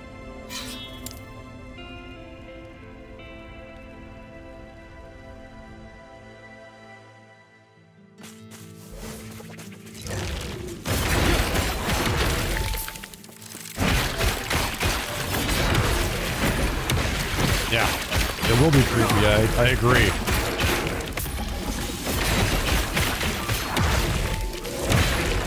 Stand down or Apparently they've already been teasing it in the game.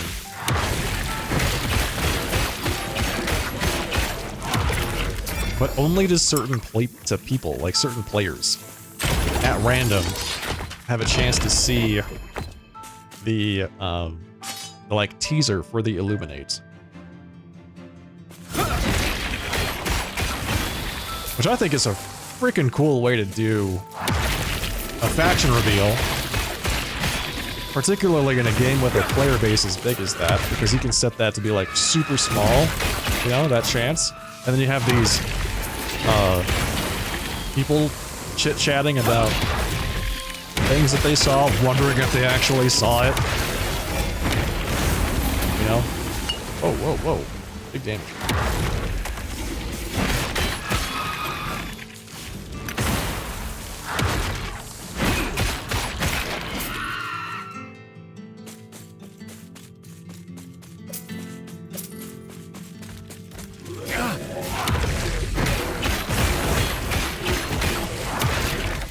Also, I'm not sure if anybody has heard about this, but there was this story today about an Apex Legends player who was hacked during a tournament. The hacker hacked his computer and gave him like every hack. Wall hacks, aim hacks. He installed them all on his computer while he was playing in a tournament. This is a professional Apex Legends player. I was shocked. Just what the hell? So this guy immediately had to leave, right? Because of course he has to protect the competitive integrity of his team. He immediately has to leave the game. And now they're trying to figure out, you know, what are they going to do? Because this was supposed to be like a closed LAN tournament or something like that. Like something was hacked inside of the game's interface, or so. He somehow used the game engine to gain access to this person's computer. It's freaking wild.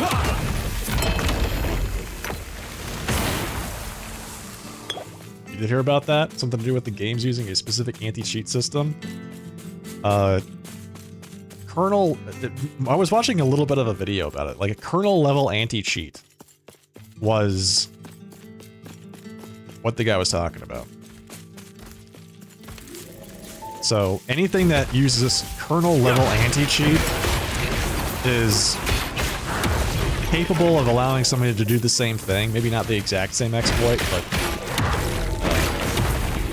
similar.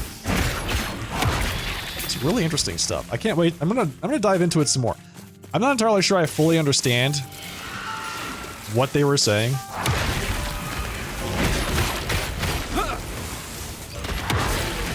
But the fact that he got hacked live during a tournament, and had things installed on his computer mid-tournament, is fascinating.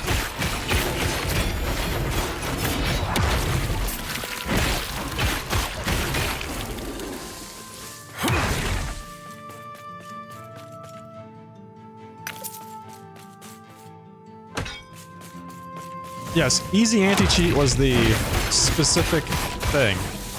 Kernel level anti-cheat is the general thing. There's more than one kind of that type of anti-cheat system.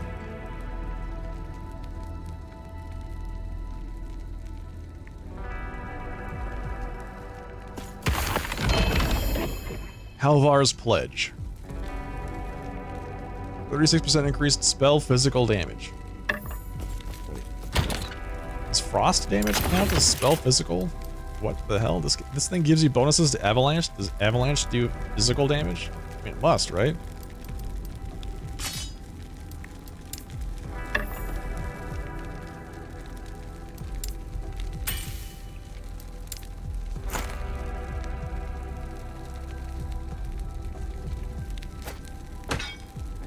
Shred armor on hit. That's really good.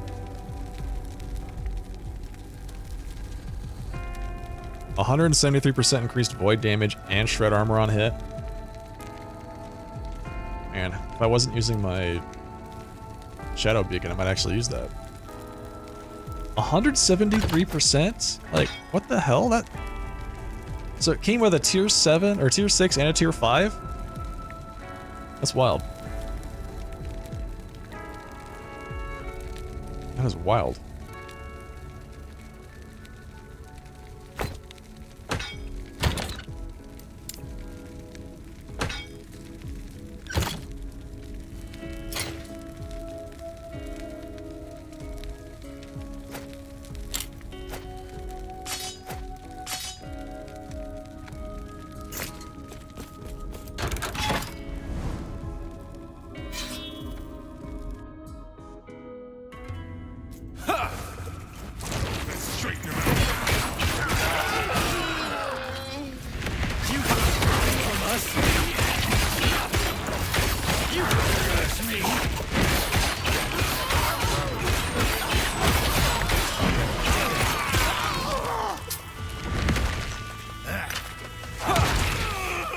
So, let's see. Slay both of the patrolling ice Goliaths. Got it.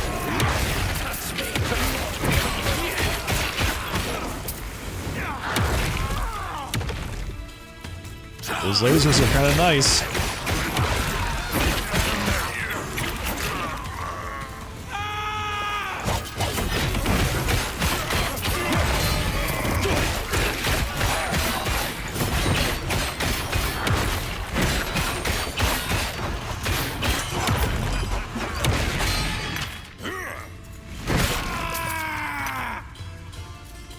Get out of here.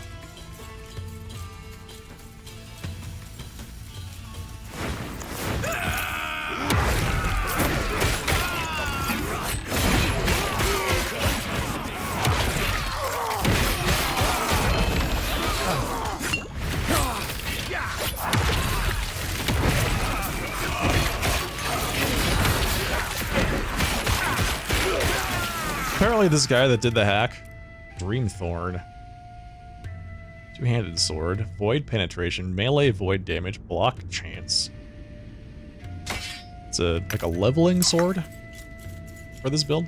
The guy that did the hack did another one, like previously, where he found another professional Apex Legends player and then spawned like 40 or 50 bots in his session that were apparently programmed to just hunt him down. Just dozens of bots, just boom, boom, boom, just falling out of the sky. All of them chasing down that one player. It's hilarious watching that. Oh my god. Let's see, draw sting. Poison damage, poison on hit. +1 to poison melee attacks. 7% less melee attack speed. Interesting.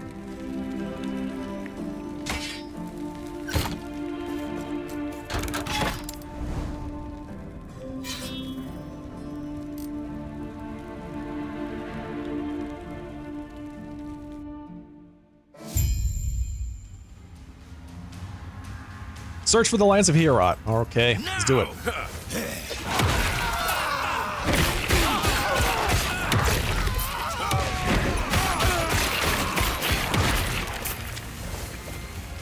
You are beneath my skill.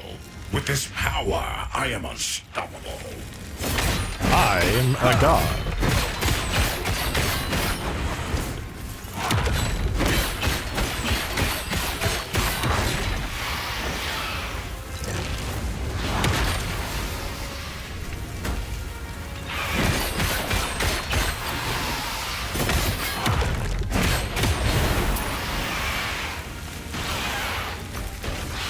Where's this other guy? There we go.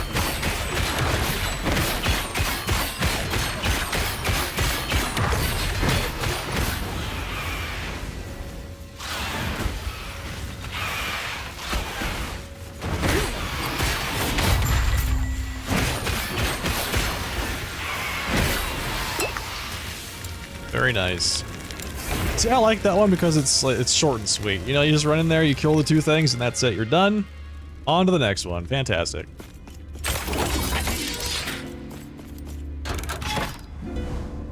Defeat God Hunter Argentus and reclaim the Lance of Heorot.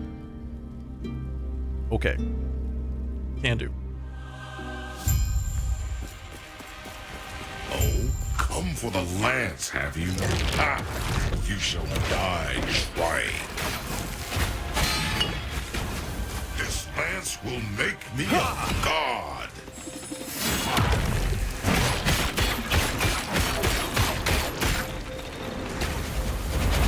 The lance's power is exhilarating.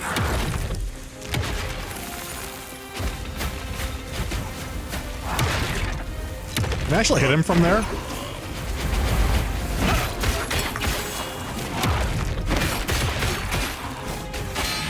I will burn brighter than Raya himself. What are you to a god? You are nothing.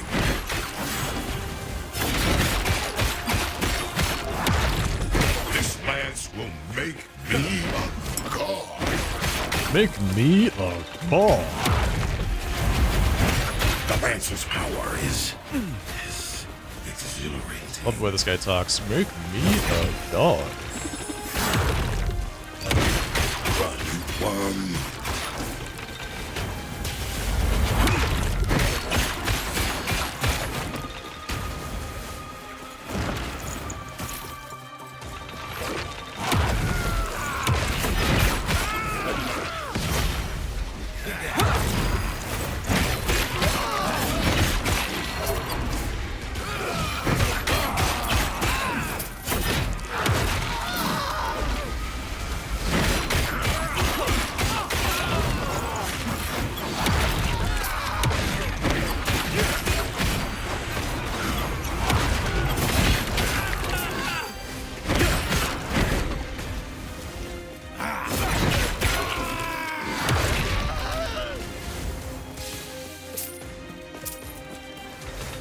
I will burn brighter than Raya himself.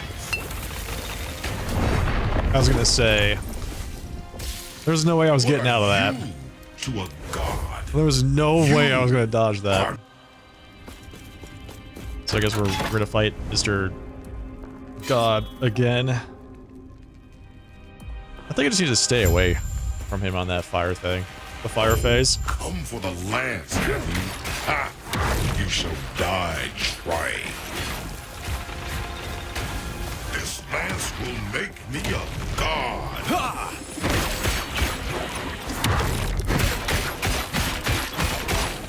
The lance's power is exhilarating.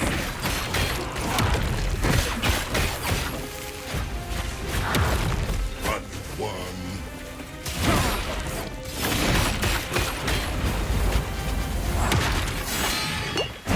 I will burn brighter than Raya himself.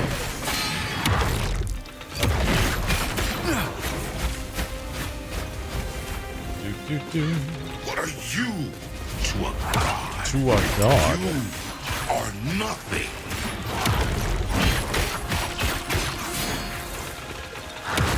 This lance will make me a god.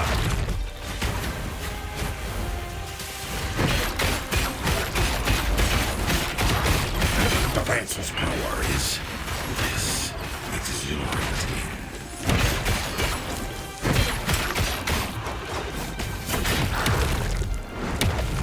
Run, worm.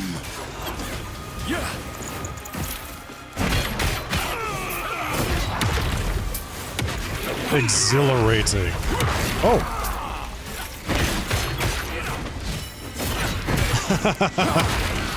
I know, right?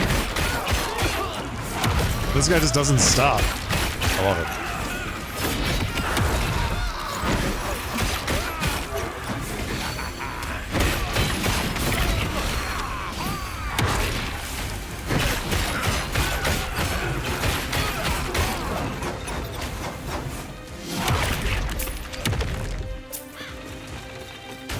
Alright, then he comes back.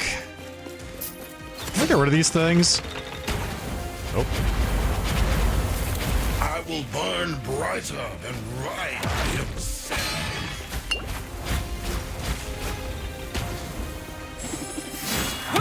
What are you To a god, you are nothing.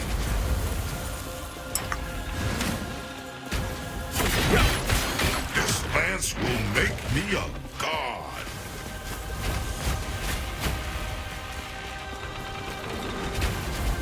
The lance's power is exhilarating. Good.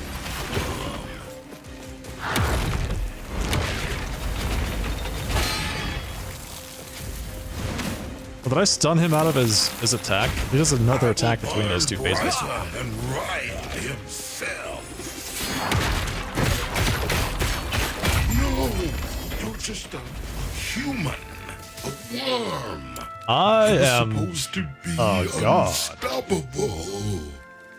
Oh, God. Alright, increased quiver drop rate, amulet drop rate, or gloves. I'm gonna go with gloves.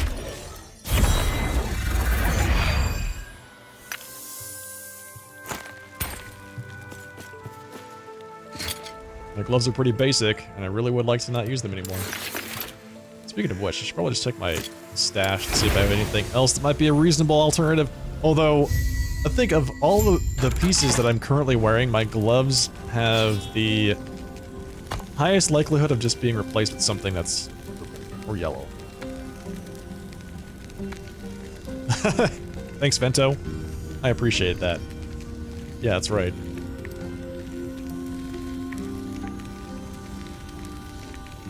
I am a god. What are you?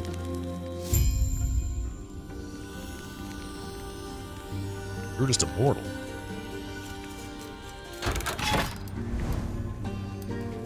I think I like the Black Sun. It's actually quite fun. Pretty good stuff. Alright, let's see. Devour and Sink. Let's go.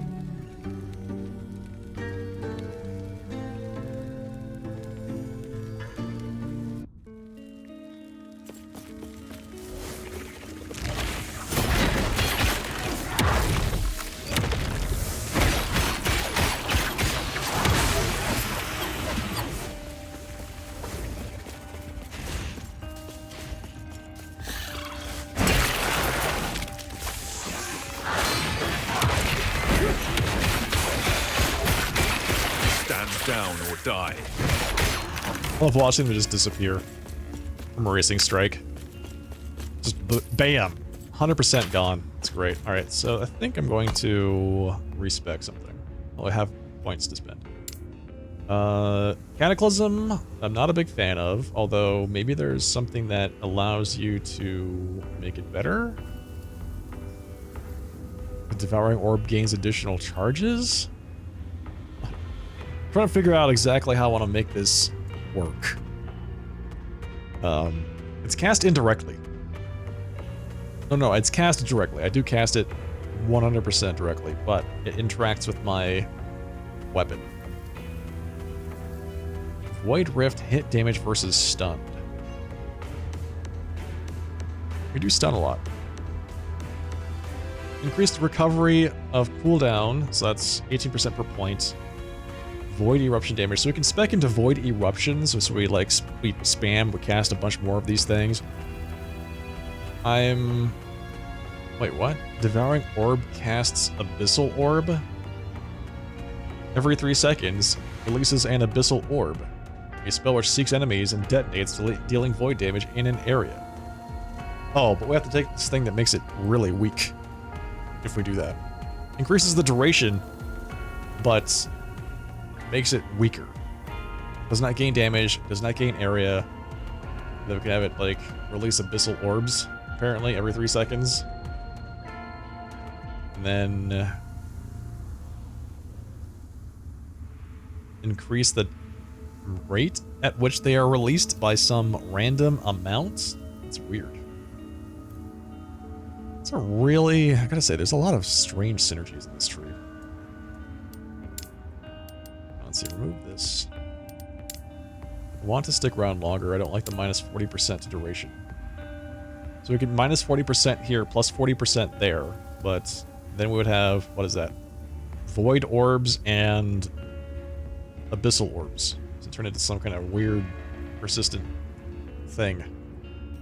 That would release additional extra orbs. We'd have tons of them. I really want to go with like one big one that I can just carry around with me that lasts for a long time.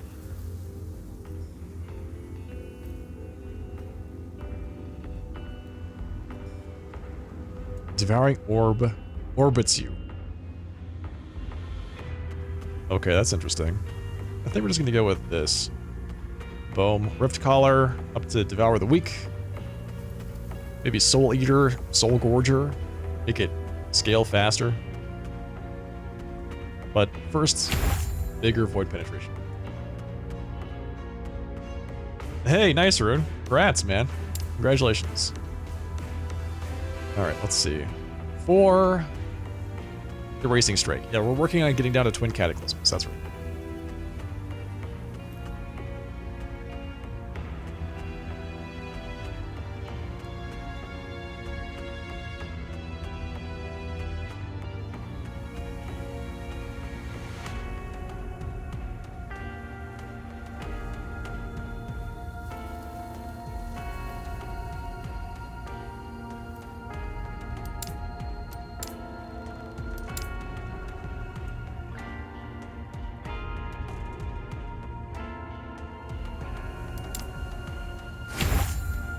Void Shred.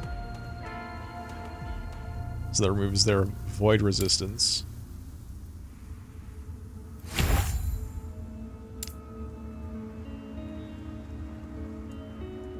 Yeah, we're very close to Dragon's Dogma 2. It's right around the corner. Releases in just a couple days.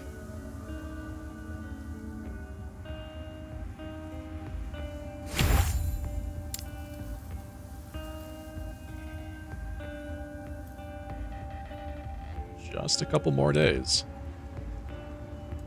This might deal significantly more damage, but this might consume a percentage of your current health on cast.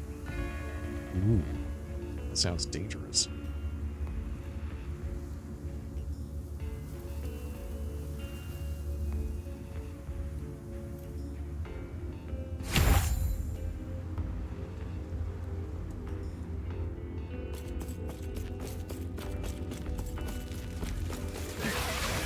Stand down or die.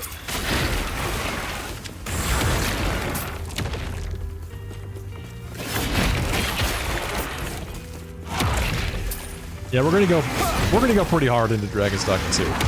And by that I mean I'm gonna play it on, it releases on Thursday, I think, right? I'm gonna play it on Thursday night, and then I probably won't play it again until the next Monday.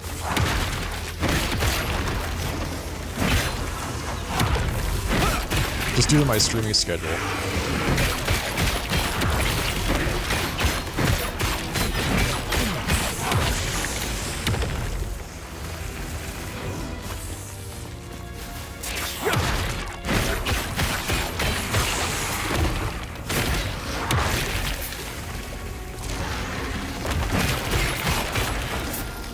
Yeah, it's just the way it works, man. I actually really like games like Last Epoch because I can pick it up and put it down and just, you know, play it whenever. A game like Dragon's Dogma 2 I would really like to get into more heavily, but because I only stream certain days of the week, it makes it harder to do that.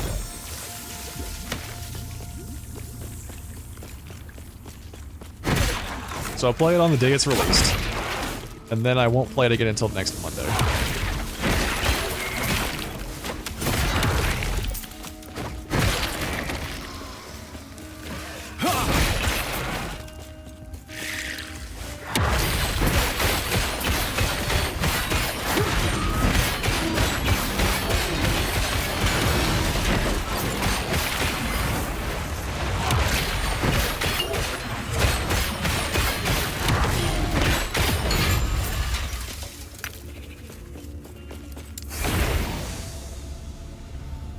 Tough to limit yourself to gaming only with your stream schedule? Yeah, sometimes.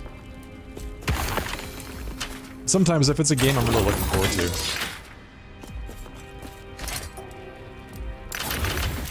But then I do things like side quests off stream. Sometimes. you know, it doesn't necessarily, like, 100% of it doesn't have to happen on stream. I don't stream enough for me to be able to do that reliably.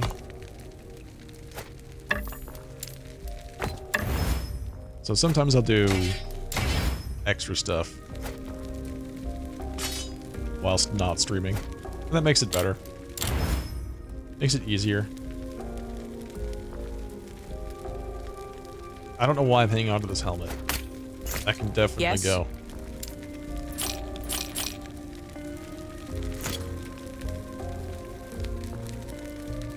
Yeah, exactly. I already have my character and pawn created. So, I'm ready, man. I'm ready to rock. I don't know if I like this. Avatar of Regret. I mean, it's fine. I just don't know if it really adds a lot of value. Also, I feel like my damage went down a lot, and I'm not entirely sure why. I think I might have been looking at this when I had a specific buff up, because I was, like, the damage number for Racing Strike was something like... Oh, you know what it is? It's the Avatar of Regret. The ability I took reduces the damage, like the DPS, because I attack slower. But Erasing Strike only has big, single upfront attacks anyway, so it doesn't really matter. Take care.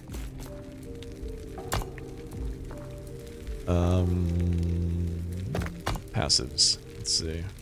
We're taking more. Whoa. Whoa. Time Rot chance. Your melee attacks have a chance to inflict enemies with Time Rot. You know, that's honestly not bad. Since I'm using Warpath anyway. I feel like that might be good. But we'll take that later. Right now I'm still working on buffing Erasing Strike. Is there anything that's like a really good thing here? So if we take this, melee damage, that gets us this. Every 3 seconds, your next melee attack deals additional physical and fire damage, which is, it's not great.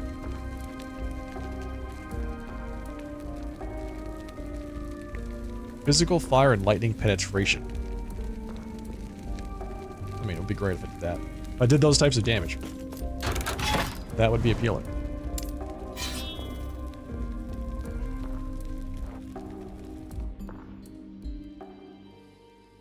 Yeah, exactly. The respecking is pretty cheap.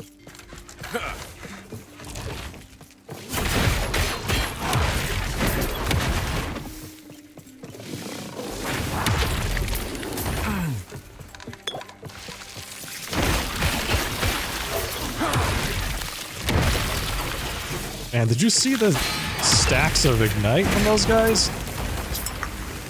Absolutely incredible.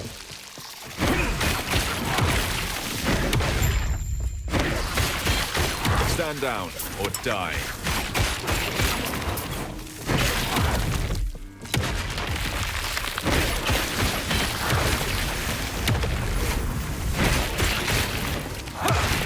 Seal the Void Gate, right?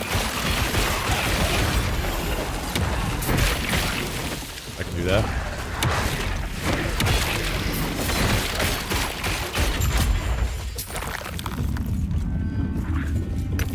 Let's see, endurance. What is gold used for? Buying stash tabs, respecking skills, passives specifically, respecking passives, like this stuff.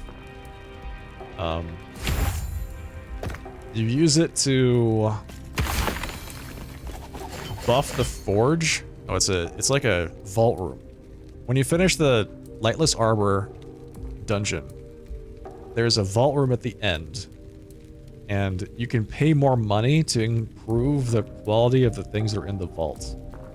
So you can end up spending a lot of money that way, and gambling. Yeah, that too.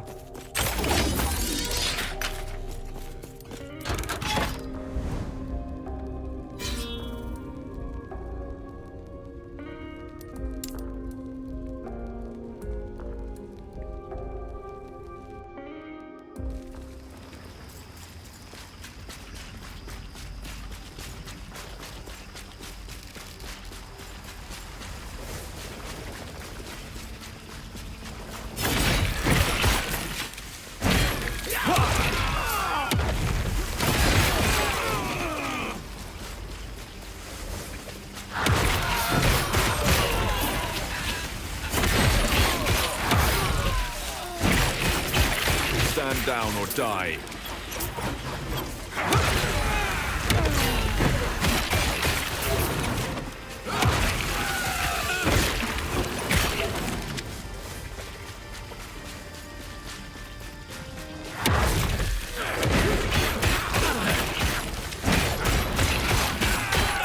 I like how the big notification for that, it's like Osprix Fire Mage or whatever it is.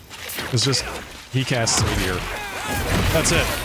All these other guys have really important stuff, like I take less damage when you're not close to me, or I have a chance to dodge your attacks, and this guy's just, I can cast Meteor. Don't get me wrong, that's very scary because it can kill you in one shot, but at the same time, it's just a spell.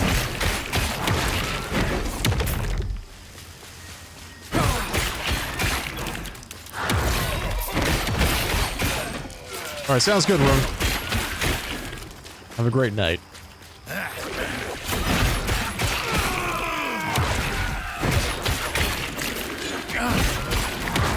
And I'll see you for the Dragon's Dogma release.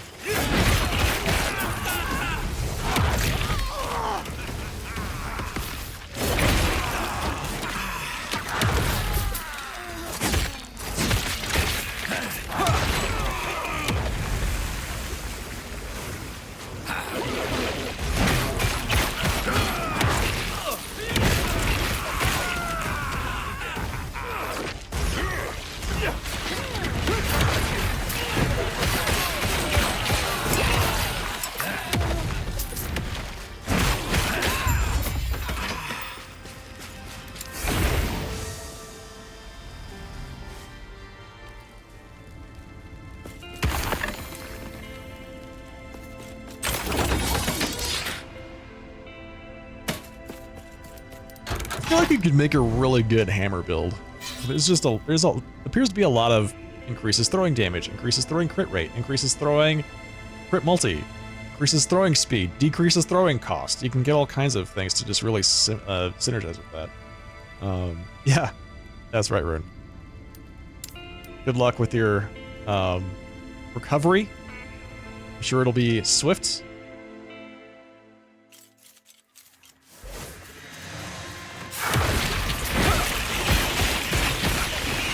Hammer Din was like one of the primary builds I was considering before I went with the Racing Strike Great Knight.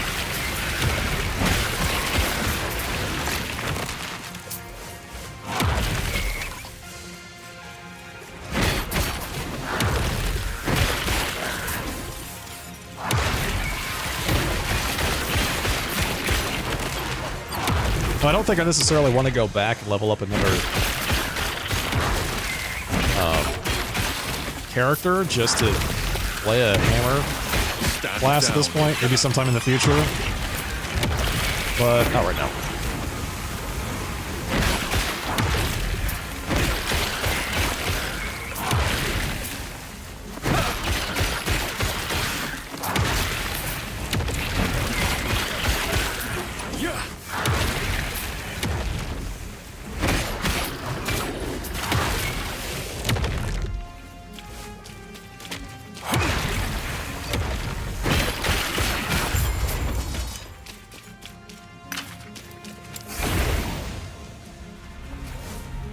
I just thought it was funny that the amount of hammer synergy in the game is really high, given that hammer dins were a big thing in Diablo 2.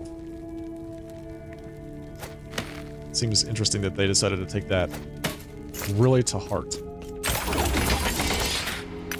Necrotic penetration. That's nice.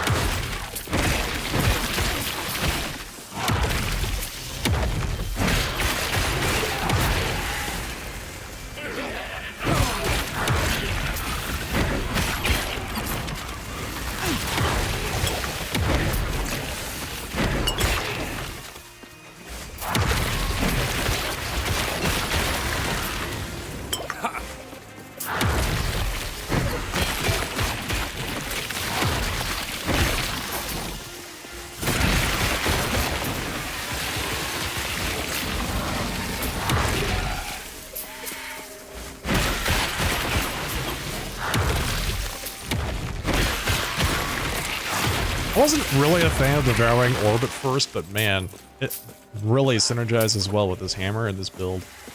Feels great.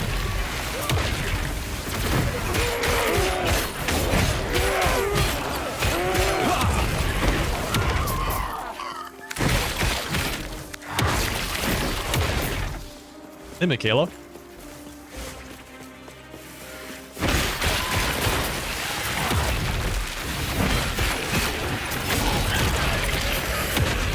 Yeah, ARPGs tend to have a limited lifespan for me as well.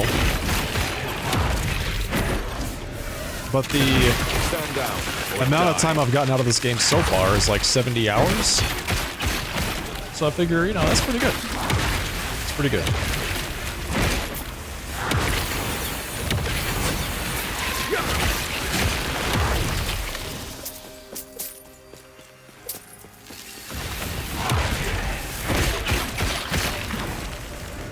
All things considered. I've had worse value.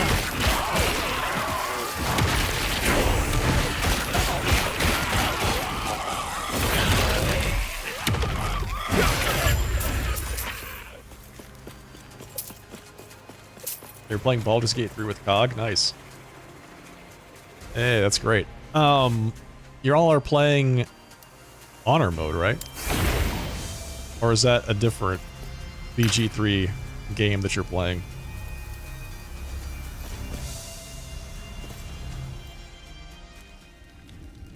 It's not worth it getting a PC. Yeah, I wouldn't get a PC just for this game. That's for damn sure. Oh my god. You're playing Honor mode on your own. Got it.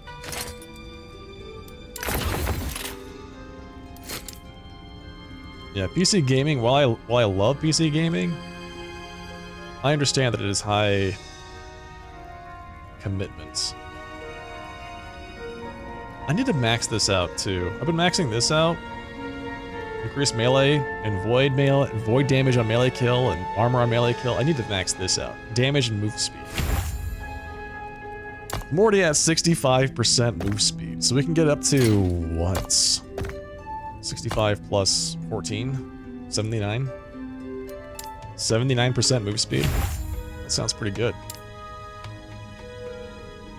It sounds really appealing to me. So we can buff them faster.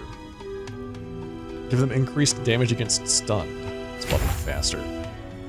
Let's go with that.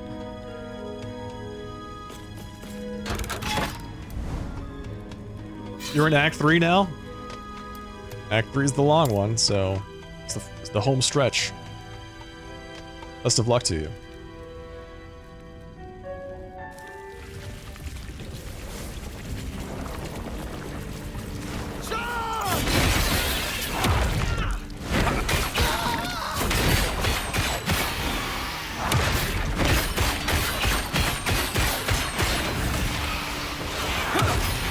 Yeah, thinking about it, I'm not sure I would... Oh man, doing the Iron Throne on Honor mode? Yikes. Just... yikes.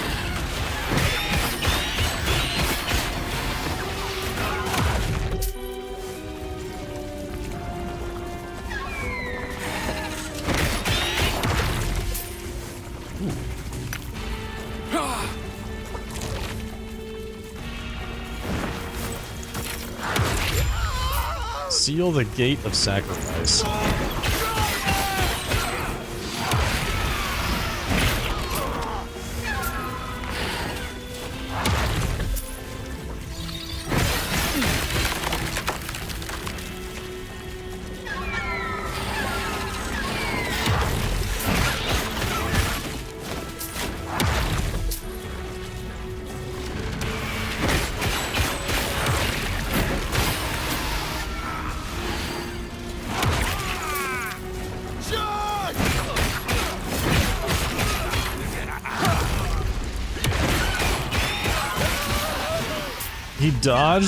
He dodged my erasing strike.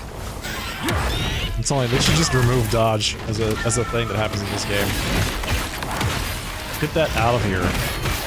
Honestly, what the hell?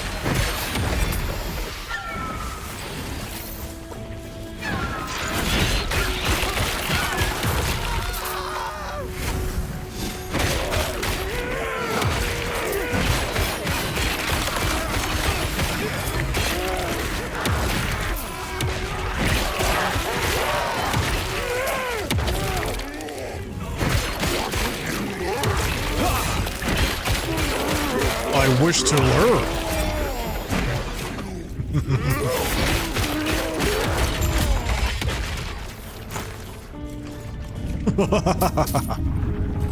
Alright, give me that.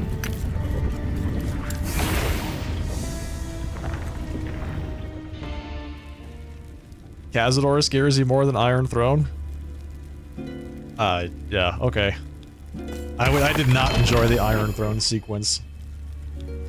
Took me like... Gagoli and I were playing it together. It took us like 3 or 4 tries to get through that without...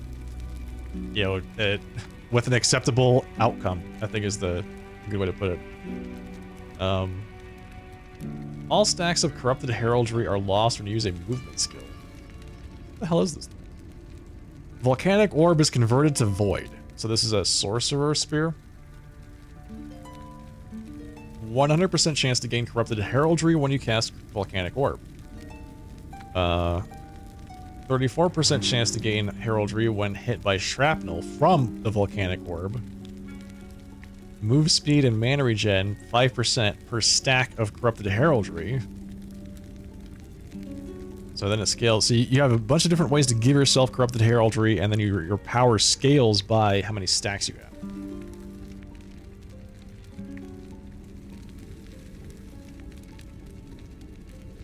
Which stacks up to 12 times. So you can give yourself 60% increased movement speed and plus 60 void spell damage.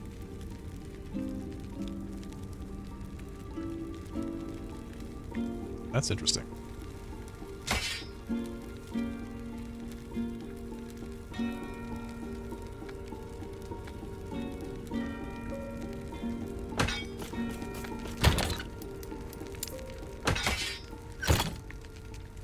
Did we disable the Stormwatch first? I don't remember.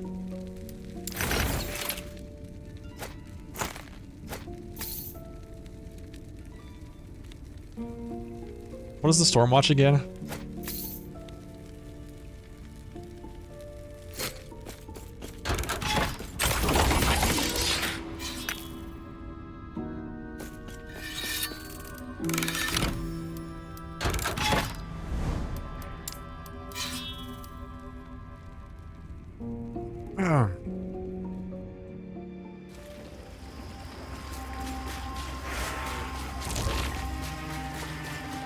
All 13 waves.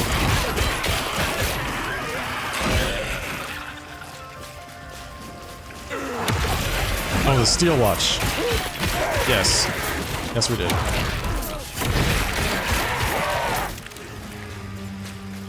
We did disable it. Yep.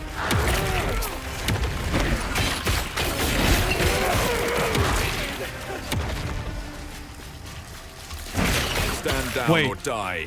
No, we didn't disable it because we had to go do the Iron Throne to get the guys, like, relatives, and rescue them, so he would help us. And then we disabled the Steel Watch.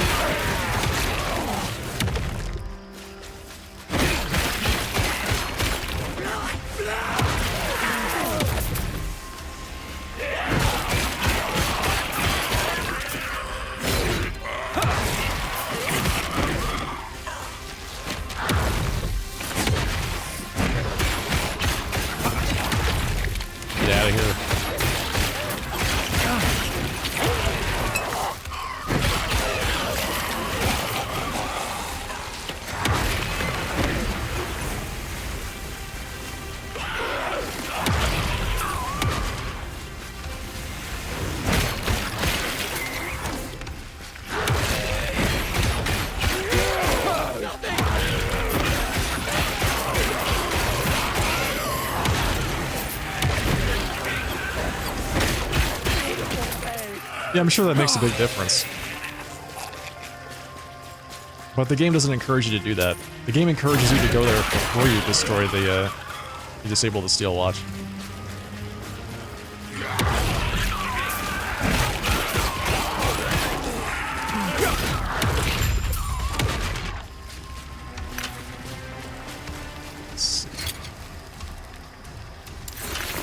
Because if I remember right, the whole point is you go to disable the steel watch, and there's that guy who's like, I'm the only person that can turn it off, and you have to go rescue my relative or whatever. So then we went, okay, let's go do that. And then we went to the place to go, the Iron Throne, to go rescue his relative, and it was a giant mess. It was a huge mess. And it took us, like I said, like 3 or 4 tries to get out of there with a reasonable outcome.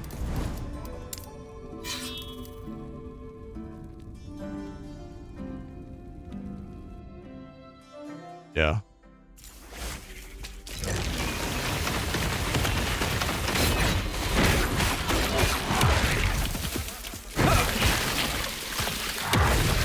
I was not a fan of the pacing in that game. I think there was a lot they could have done better to help, like, make the gameplay less miserable for the players that they just elected not to do.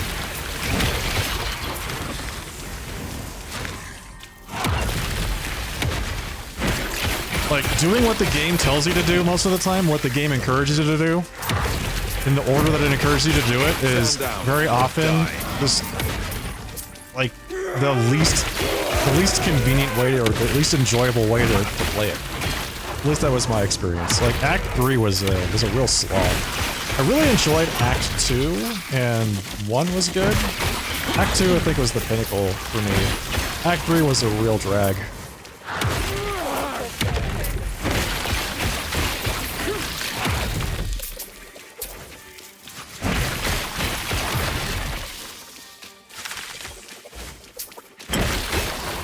But, you know, everyone else seems to love the game, so your mileage definitely varies when it comes to that.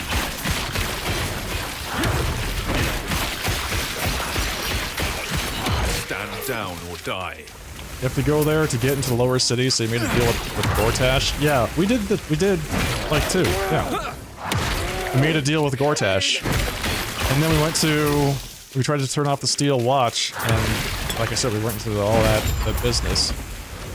And then, like, okay, let's go do that. And then it was like, okay, well, we can't do that because we have to go, like, do something with Gortash. And then it locked us into going to do that because we had already gone down there 1 time, but we couldn't do it twice because it would lock you into it if you do it 2 times. So it was not a very smooth or very enjoyable experience, that whole thing. Yeah, exactly. That's what Gagolian just said. We found the submarine. We're like, cool, a submarine. Let's use that. And then we used the submarine, and we're like, well, you're not supposed to use the submarine at this point in time. So we backed away, and then we're like, okay, cool, we'll come back there later. And then it turns out that if you do it twice, it decides to lock you into going down there. And then you have no choice. Yeah. Yeah, I can imagine, because like I said, it feels like if you're playing the game the way that it seems like the developers intend you to, like the hints that they're giving you on how to proceed, the cues that they're giving you on how to proceed, chances are you're going to do these things out of order and in a way that's not super intuitive or fun. At least, like I said, that was my experience. Stand down or die. Slay the Haruspec's Orion? Wait, Orion's here? Nice.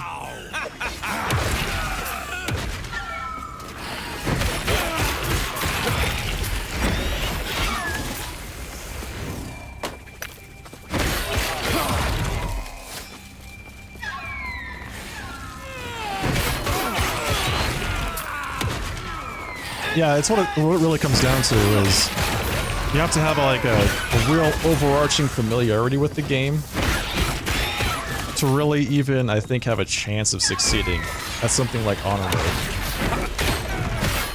Or you lock yourself into a really difficult situation.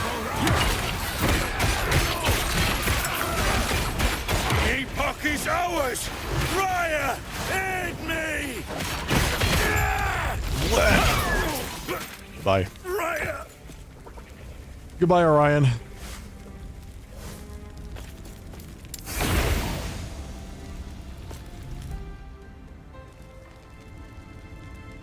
You got the Iron Throne in 2 runs? Nice.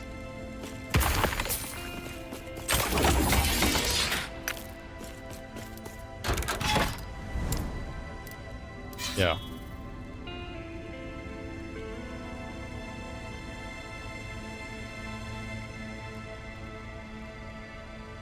Unredeemed Dark Urge Honor Mode. That sounds like fun. Sounds like a lot of fun. Now, Dark Urge seems like an interesting way to play the game.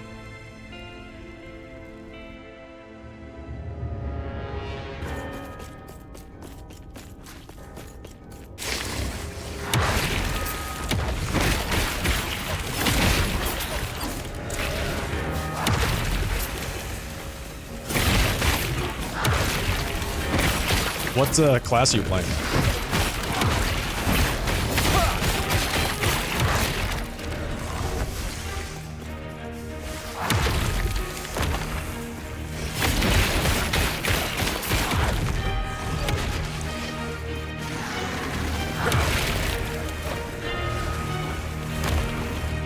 Yeah, the stories seem pretty fun. I did enjoy the origin stories for most of the characters.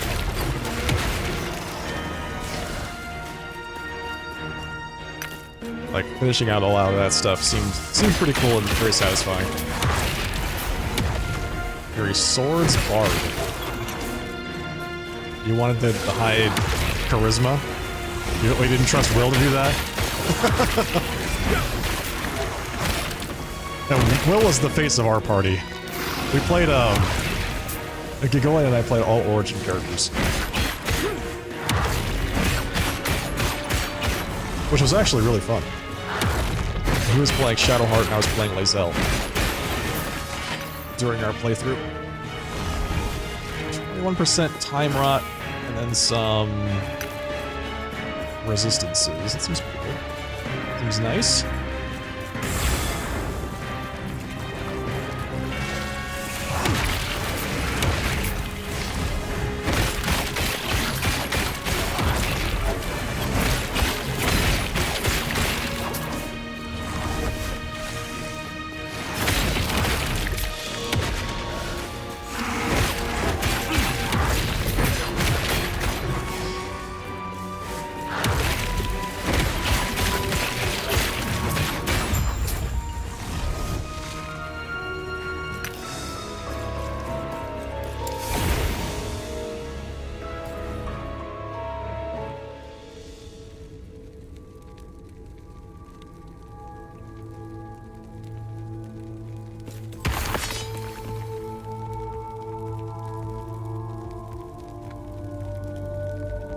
Increased cooldown recovery, that's nice. And huge void resist on that one.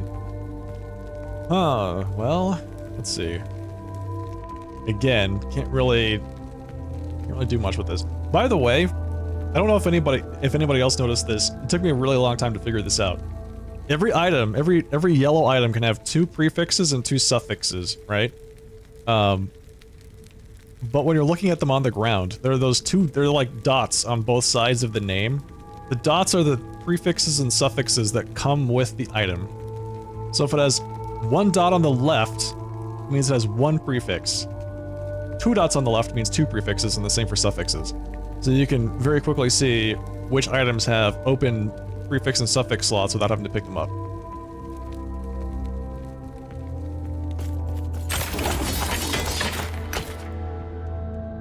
Yeah, it's a really easy to miss design element in the game. Because I saw all those dots and I'm like, oh, those are fun. Those look cool. Interesting. And it took me a while to realize that they're actually functional. You know, you're supposed to use them for something.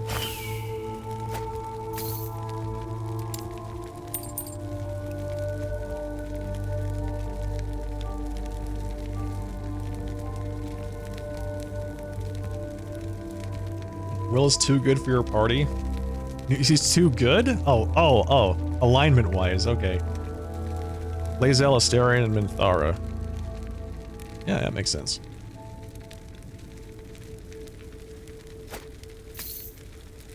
Too good alignment-wise for your party. Cazador. Oh, the vampire guy. Yeah. It's too bad you can't just knock him off the platform anymore.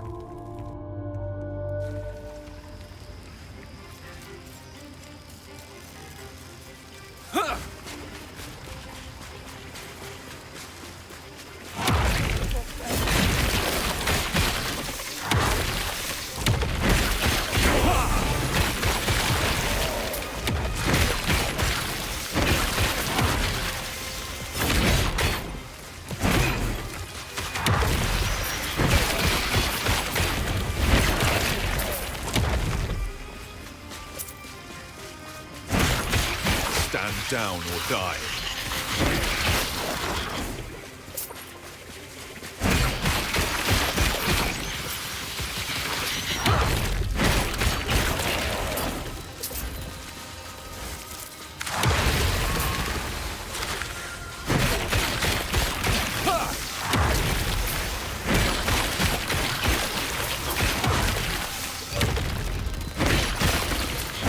Stand down or die. You're gonna ascend Astarion? That's good. I hope you have fun with that.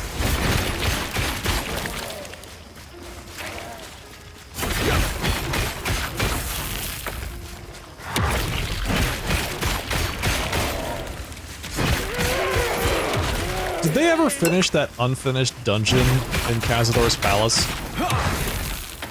There's this room with a bunch of chains and levers and stuff that doesn't do anything. Did they ever add anything down there? That place was so confusing. I thought there was supposed to be something like we were missing when we were playing through that part. I thought I read something about that in the patch notes, but I've never gone back and actually looked to see if it actually was finished.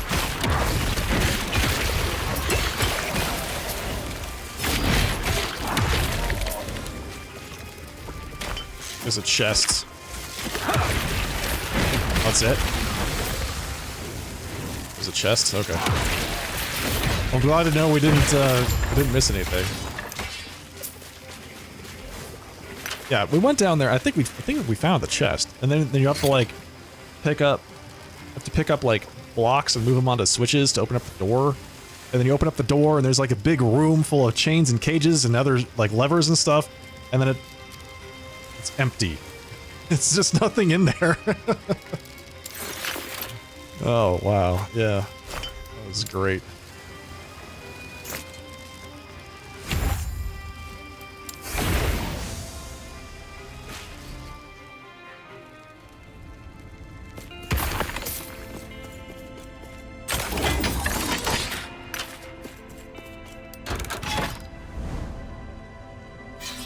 Someday we'll find the edge of this arena.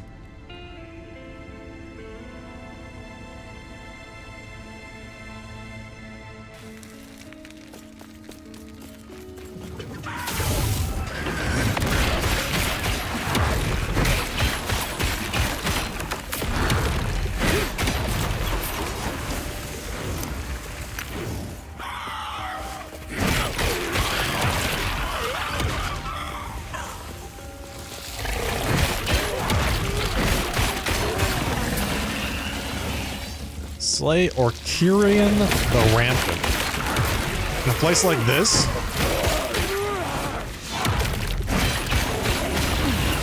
Yeah, I don't think so.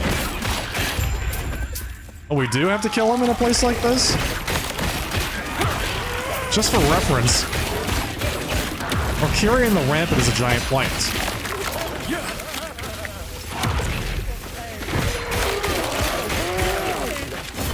This is a huge crypt full of the undead. Stand down or die. So I would expect something less alive down here.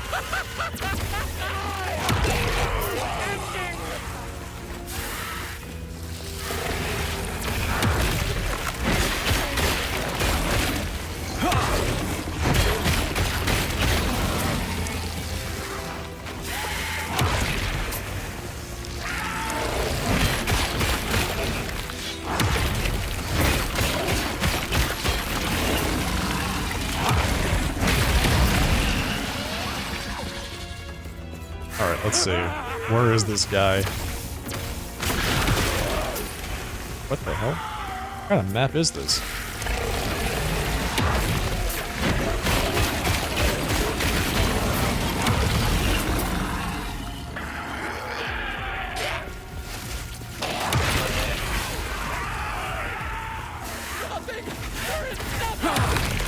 Now, we didn't have any, rogues in our group, which made it pretty interesting.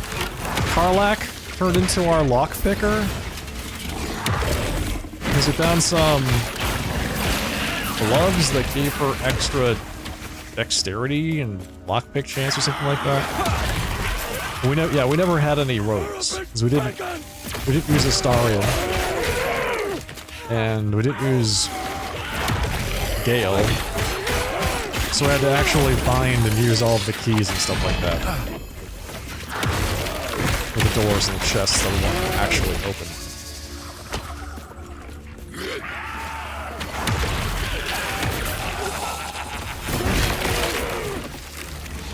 Chest piece to give her advantage on dex checks. Yeah, that was it. Yeah. Yeah, it was something that gave you advantage on dex checks. Let's see. Red Banner of Stamina. Not too bad. Pick it up now.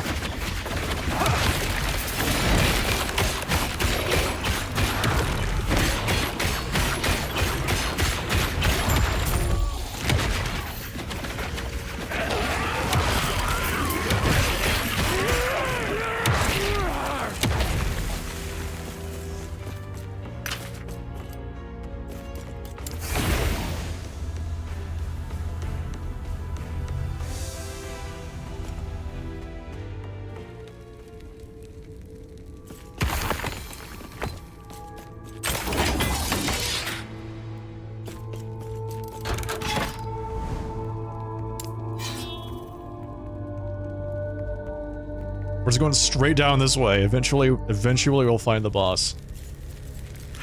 One of these days.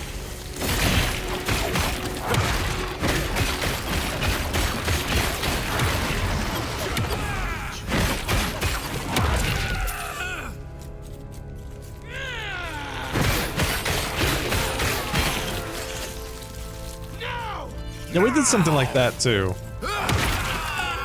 Not necessarily quite as effectively, but every now and then we would like have to turn people around so we can get through doors we wanted to open and things like that.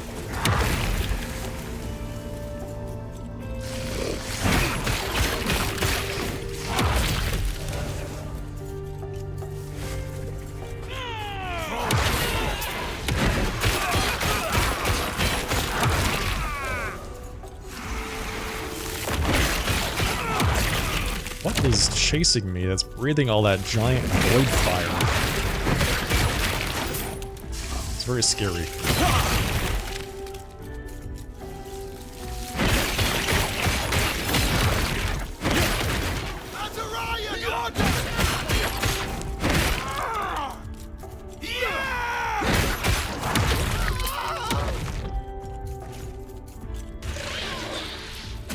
As Orion ordered.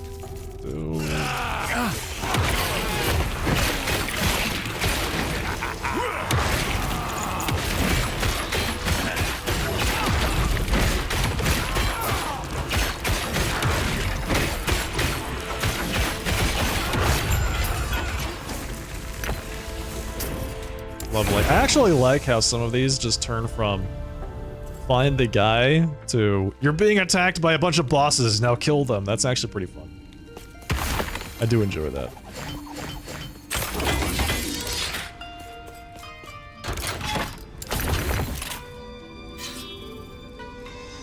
Hammer throw, +1 to hammer throw, and 38% increased throwing damage. You see, it's stuff like that. I like that.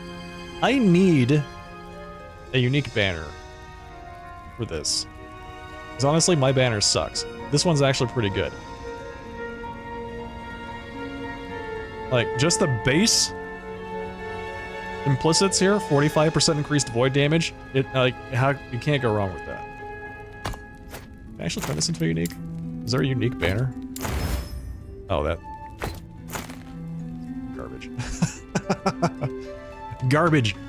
8 bees per 10 seconds while in Spriggan form. I'm gonna make a Spriggan build just so I can do all this stupid Spriggan stuff that I get. You know, like squirrels and bees and whatever else. It's gonna be fantastic. You wait. Bees! That's right. Bees!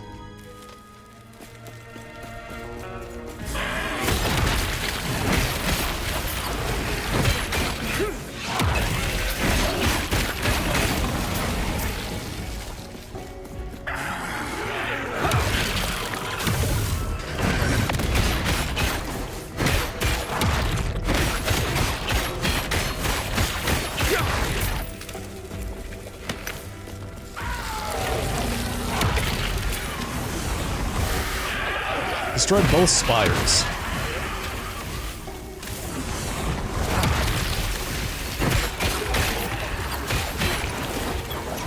Bees?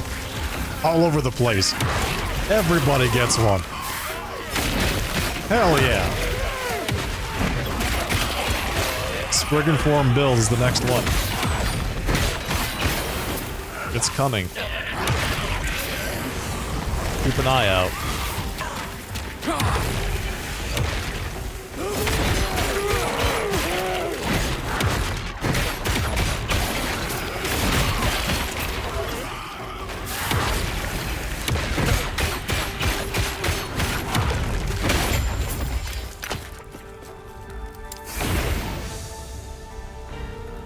The Oprah build?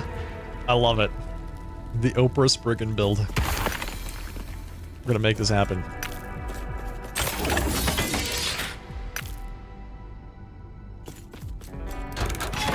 We're gonna make this happen.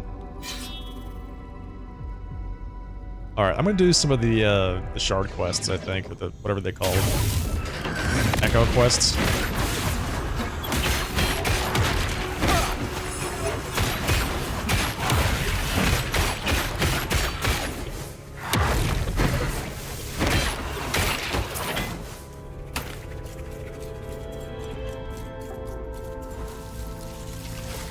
Stand down or die.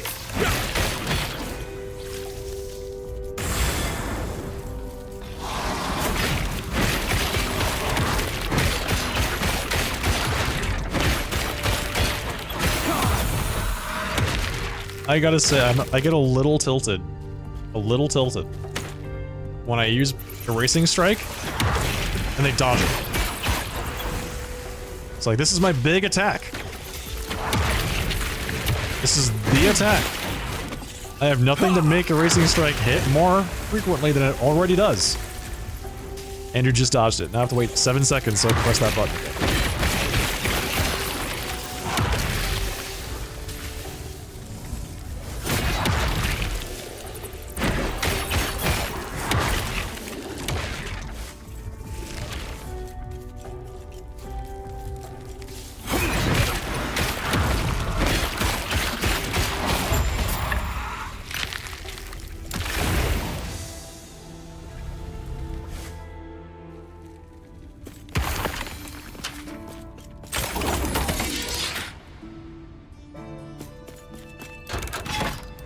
There it is.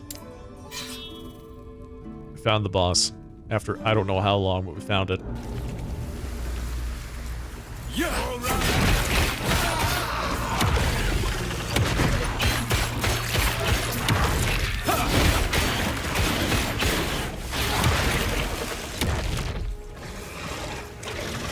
Yes, exactly.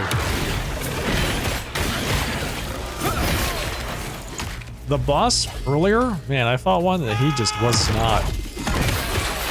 He was not fun. He summoned 2 different waves of ads and had these gigantic AoE attacks.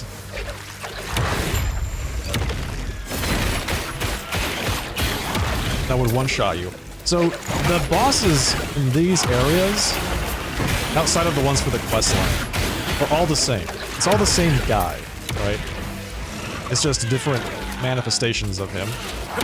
And they all, like, every time one spawns, he has a random element. He always deals void damage, but then he deals a damage from a different random element. And he has a collection of abilities that are all pulled from the same pool. Right? So, some of the combinations of things that he can get are just pretty messed up.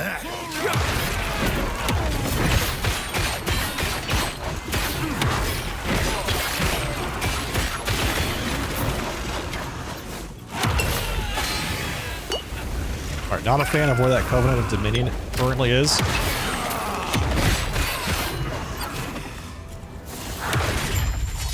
He's just I can't... Oh my god. He was standing at the top of these stairs, right?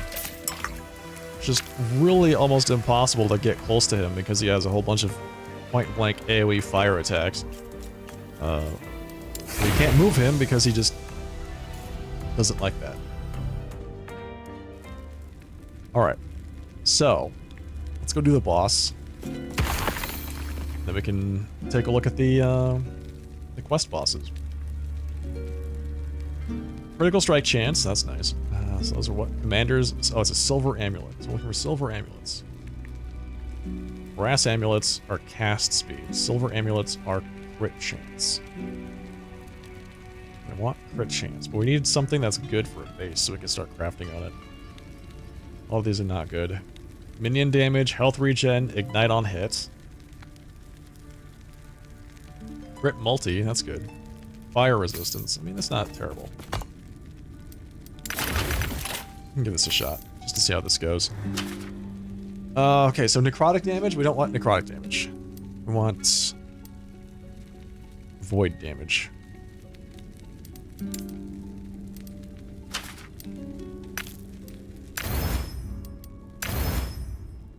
Alright, well, that is no longer useful. Alright, so this necklace is actually quite good. Can I actually craft more on this? I can get more crit multi.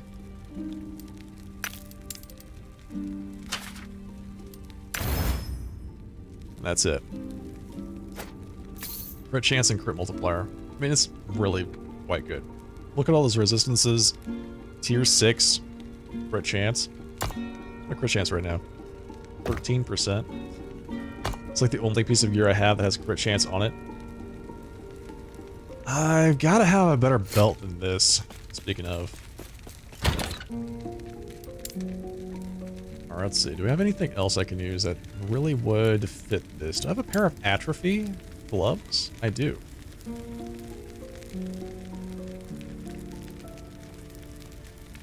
So this atrophy is more about damage over time, but it particularly focuses on time rot, which is the Void Knight specific damage over time.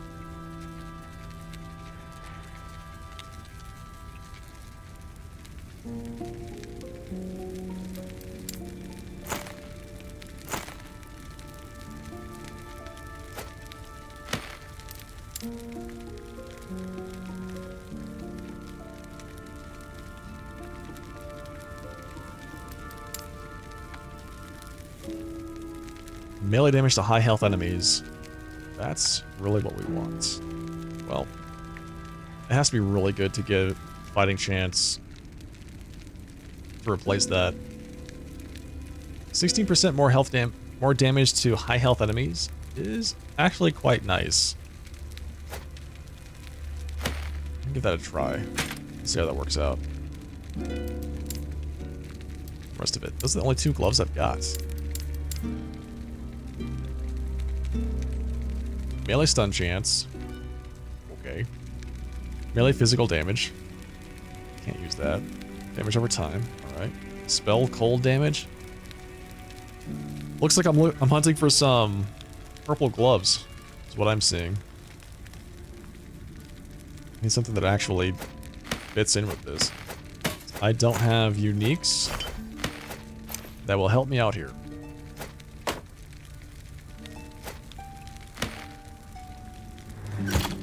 Yes.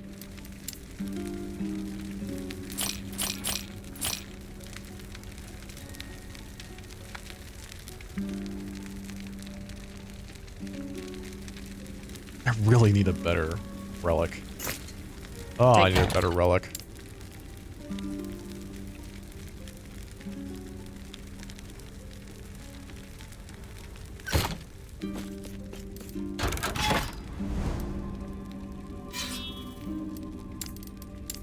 Alright, boss.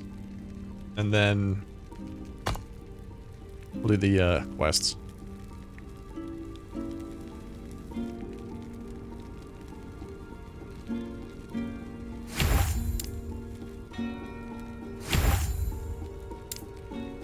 %, additional area with Warpath. Seems good to me. Blind with Smite. Alright, let's give this a shot. See how this goes. I'm sure it's going to be an absolute disaster, but we gotta try. Pain, an eternity of pain, unchanging.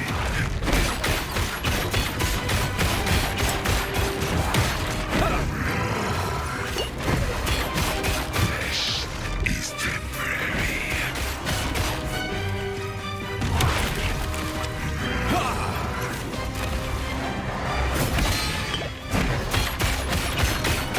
Annihilation. Flesh is temporary.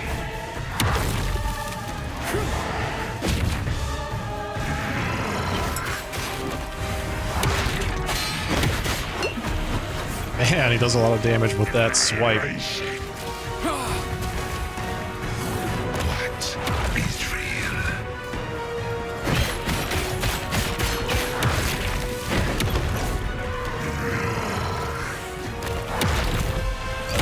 Oh, okay. Annihilation. Flesh is temporary.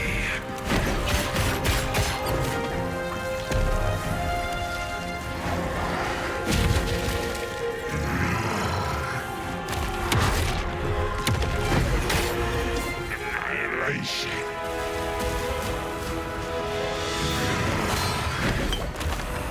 Ooh. Yeah, I was gonna say, I am out of potions, and he just, like, drained life me to death. Let's try that again. It's definitely doable. It's just, I have to be a bit more on point with the dodging. Pain, an eternity of pain, unchanging.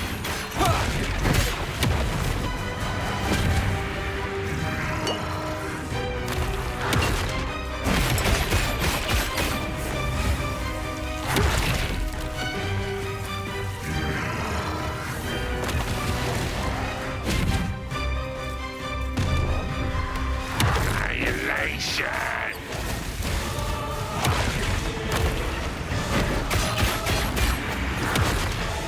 What is real? Flesh is temporary. Annihilation.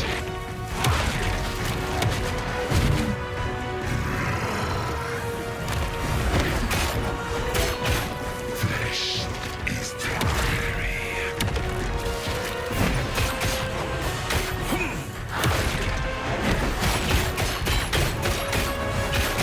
Annihilation.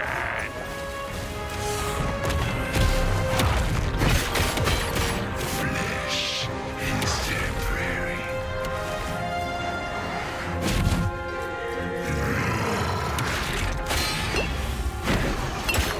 What a terrible time for me to actually, like, try and attack him. Annihilation. What is real? Flesh is temporary.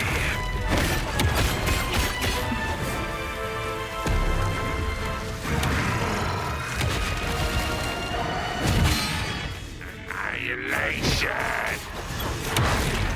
Flesh is temporary. Are you kidding me? Are you kidding me? Get out of here. Unbelievable.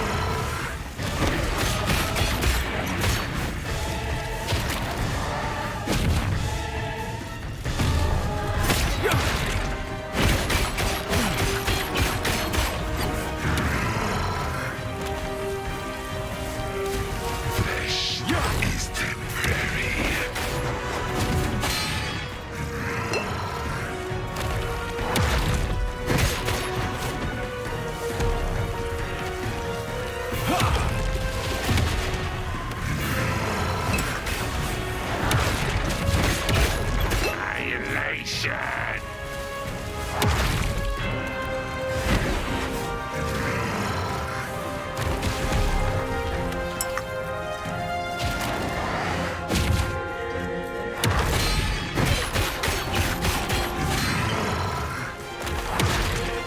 Annihilation! Annihilation!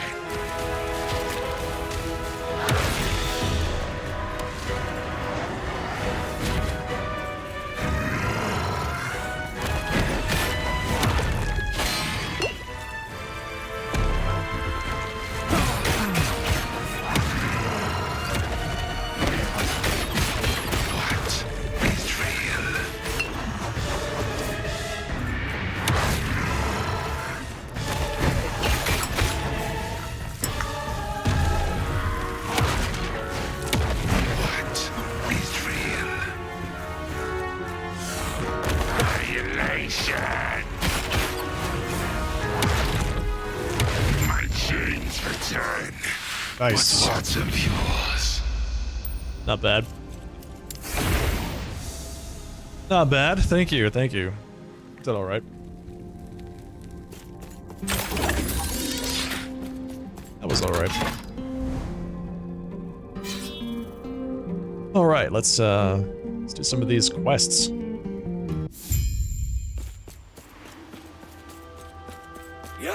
Save the Ledria villagers. Thanks, Michaela. Thanks, Gecko. Appreciate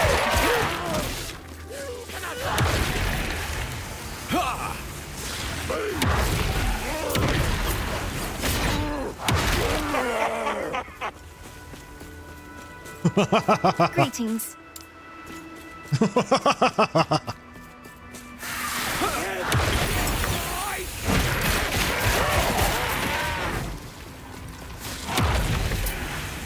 What brings you here? What brings you here? What brings me here? I'm trying to save you.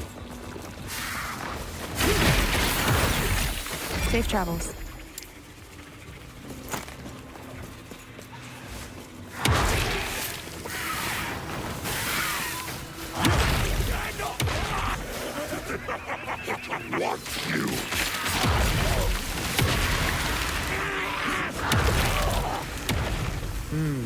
Yes?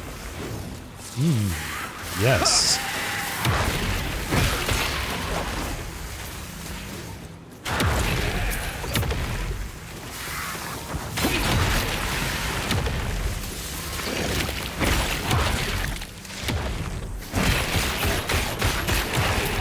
Yes.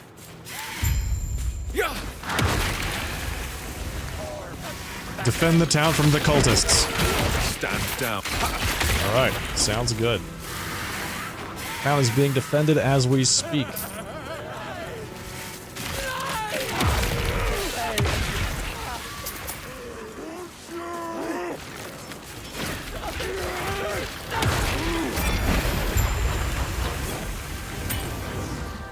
Soulfire Bastion key, thank you.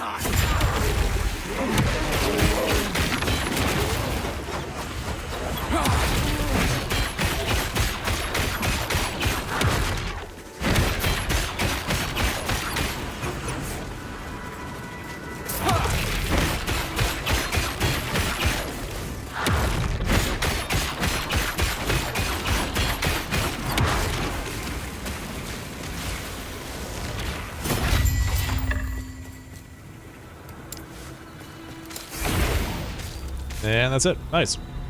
Okay. What's next? What's phase 2 with this? The Dark Ascent. Scale the mountain and confront the cultists and fallen Osprix before they can resurrect Raya. Okay, if you insist. Fine. I'll do that for you.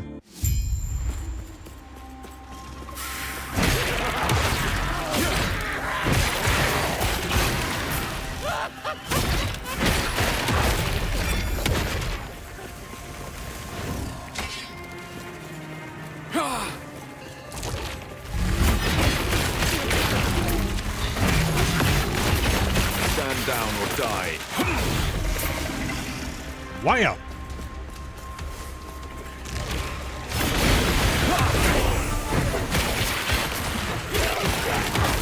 Hey, level 70. Let's go.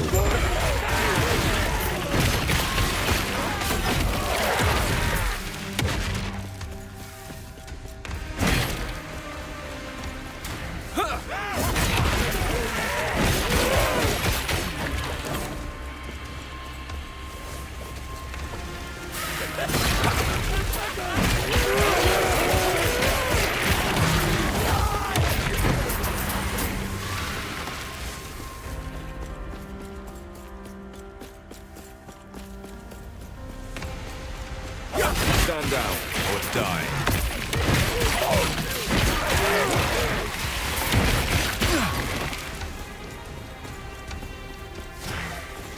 This is quite the climb.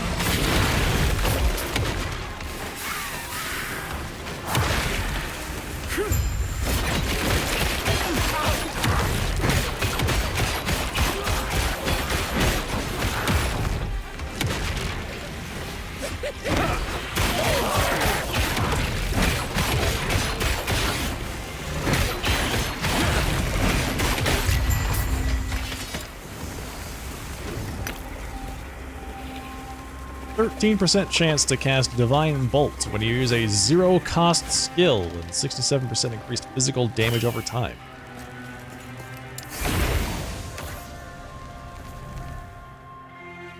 I'm sure eventually I'll find a use for it. Just maybe not today. So we got 2 of these rings. 27% increased leech rate. Man, that is a lot. That's a lot. Damn. Let's see. Alright, cool. Increased spell crit strike chance. No thanks.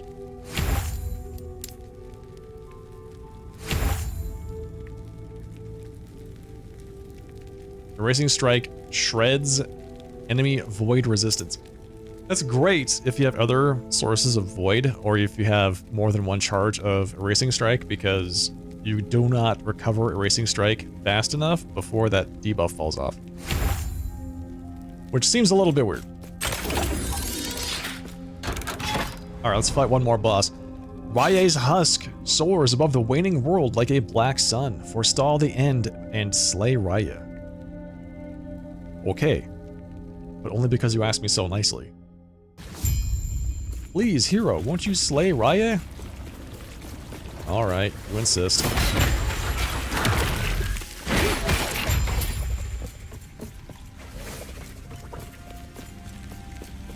Behold, the dawn of the black sun. My shadow will cover this world once more.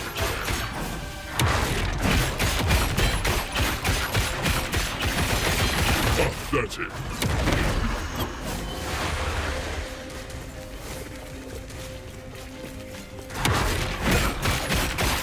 My vengeance will be paid in ash.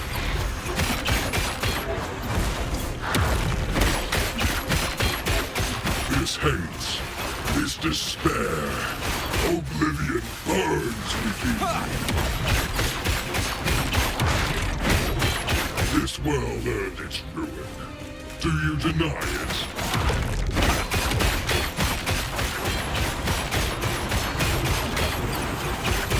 My shadow will cover this world once more. I gotta say, that phase is a little silly. Pathetic. It's pretty fun. You're pathetic. My vengeance will be paid in ash.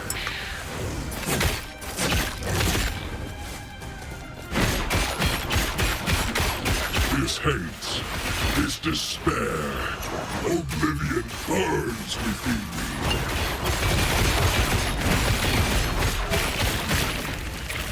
This world earned its ruin. Do you deny it?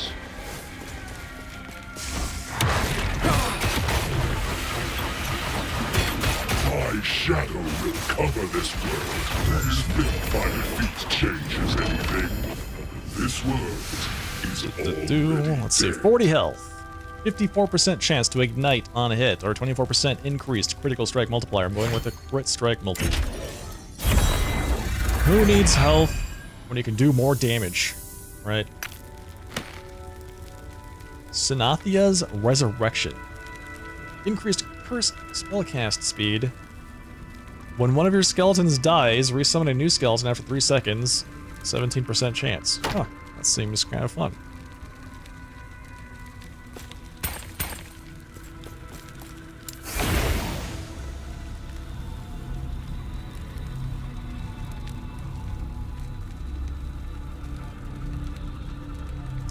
That is a ton of stun chance. Wow, look at that. Amazing. 250% or so stun chance.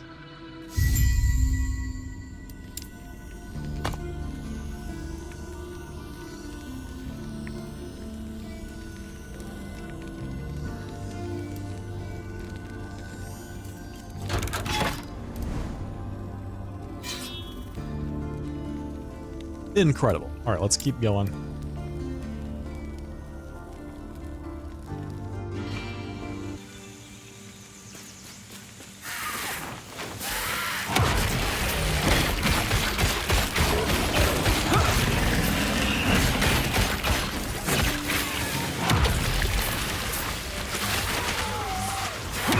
These levels aren't going to gain themselves. Because if they did, that would be cheating. Odachi of Lethargy. Okay.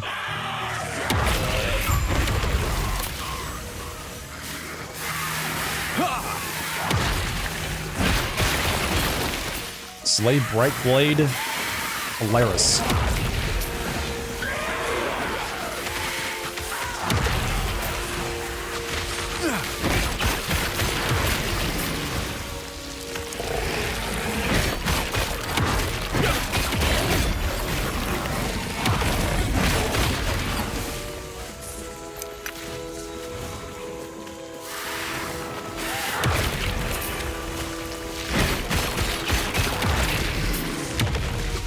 Stand down or die.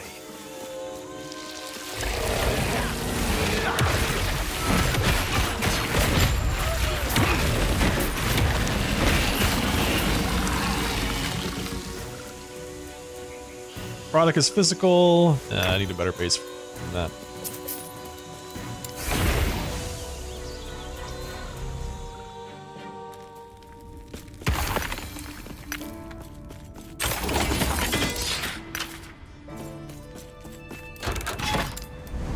Onward. We have more bosses to kill, eventually. At some point. Down the line.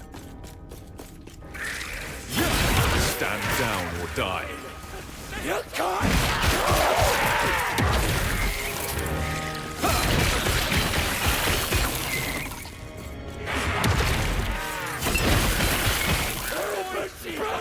Ooh, Maze Shrine.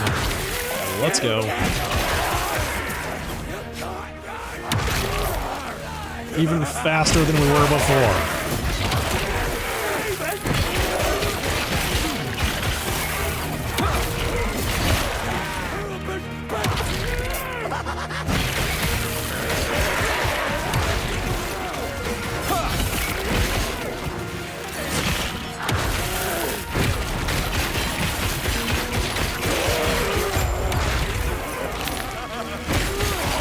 Stand down or die.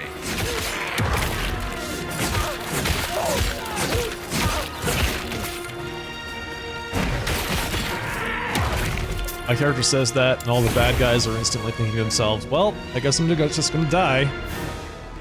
Because I'm not gonna stand down, so I guess it's death. I guess we're dying.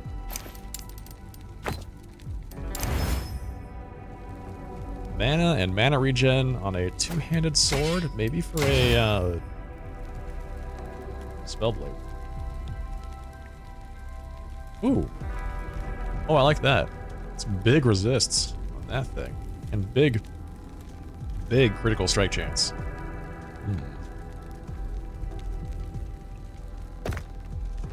Gonna have to craft that up.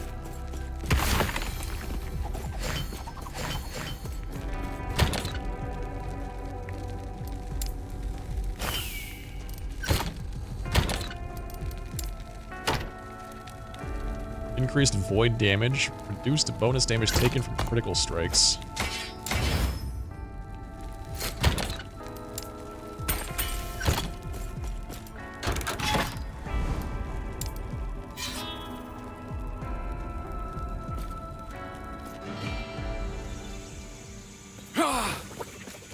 Destroy both siege spires.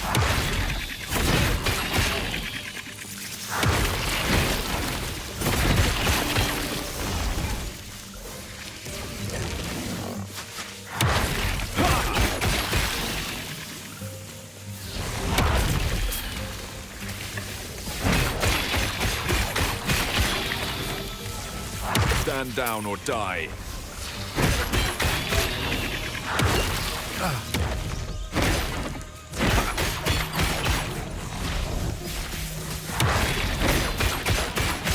I went furniture shopping tonight before I started my broadcast. I saw this really fantastic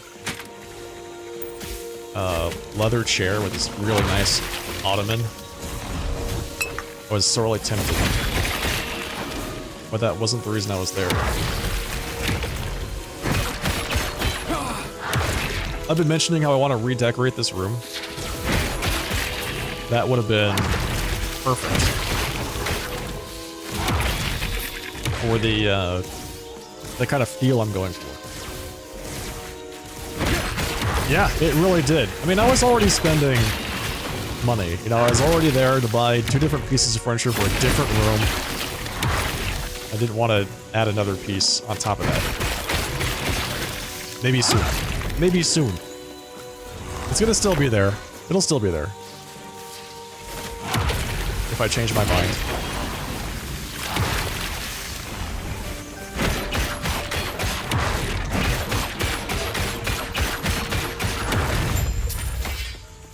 Yeah, it wasn't easy. By the way, hello Perpetual, welcome. Welcome. Legendary potential fighting chance. That's nice. That is nice.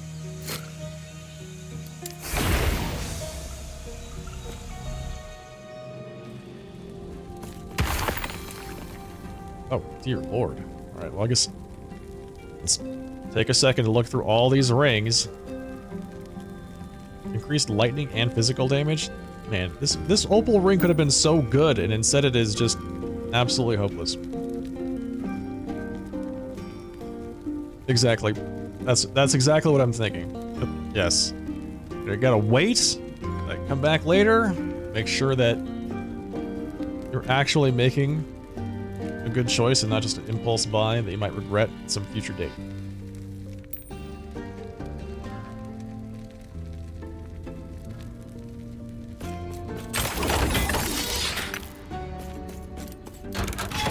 Alright, let's do one more.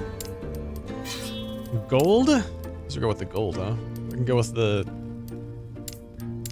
I have to go this way. Hang on. I'm getting a little ahead of myself.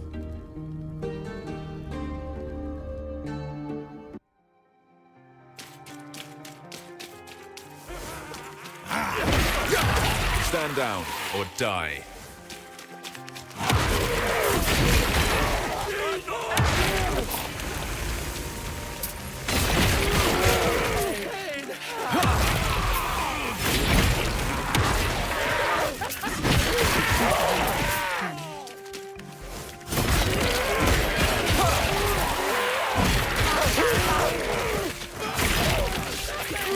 Stand down.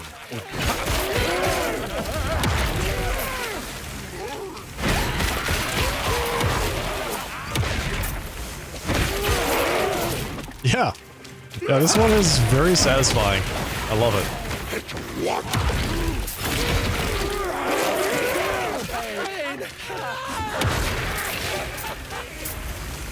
The big slam, super satisfying. I just need more big slams to happen.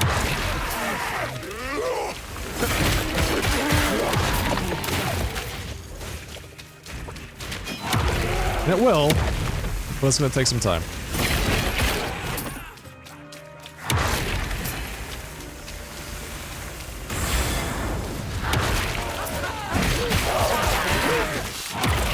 This build feels a lot more in control than my melee lich.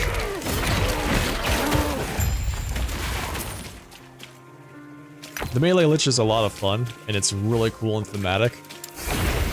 But it's, I found it really hard to play well with, it was very fragile. There's a really high expectation that you just died any minute. Alright. Azaral's Fury. 50% increased fire damage. Oh, wow. Nice. Cool.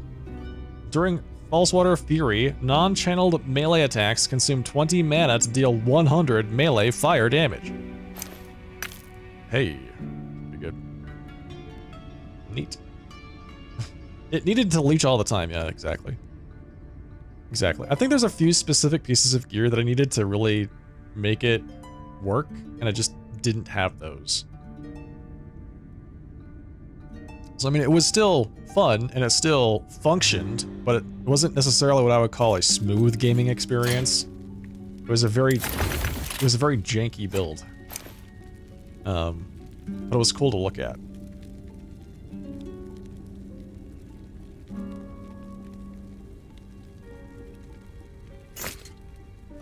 Hey, Loki-san. Yeah, we're doing good.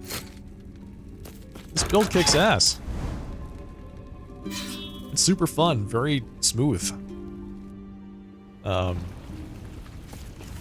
Lots of satisfying sights and sounds. I like it.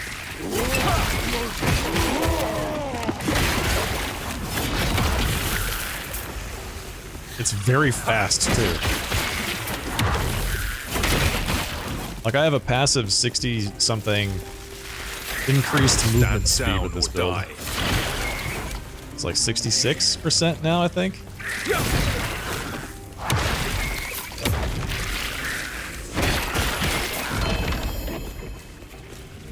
A Spine of Malatros. Okay.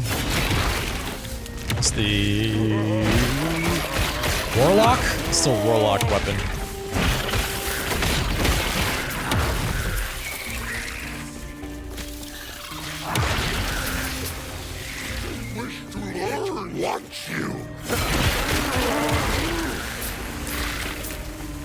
It wants you.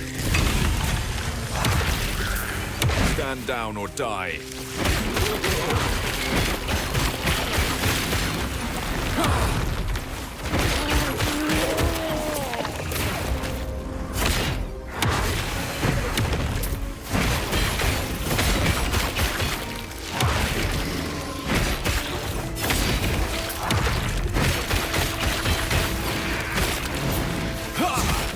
Stand down or die.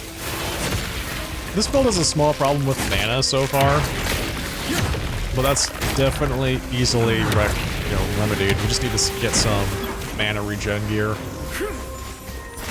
and we should be good to go.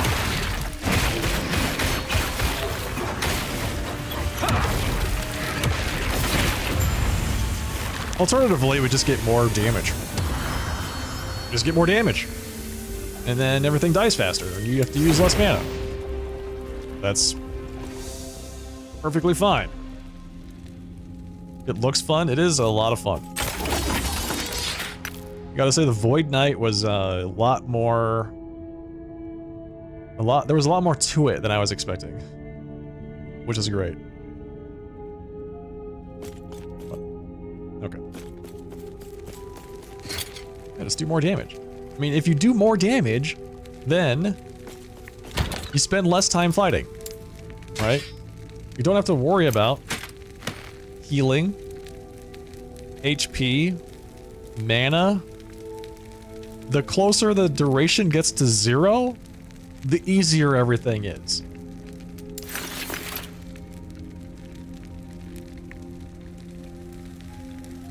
That's always been my philosophy.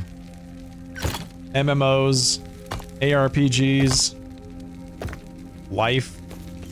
Just do the most DPS you can in life. So we're at 58% increased movement speed right now. Must have dropped some. I lost some from my gloves.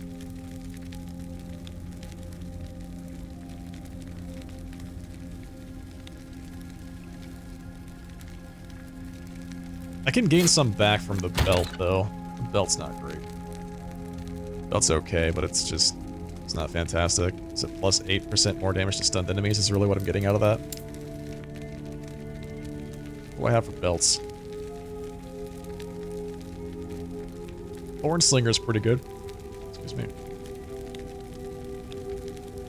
Increased damage, necrotic resistance. Your potions do not heal you anymore. That sounds horrifying. Sounds really scary to me. Alright, I think I'm gonna have to craft a belt for myself. Which means I need to find a nice base for crafting of the belt. Alright, might have to go hit up the gambling guy for that. This might be interesting.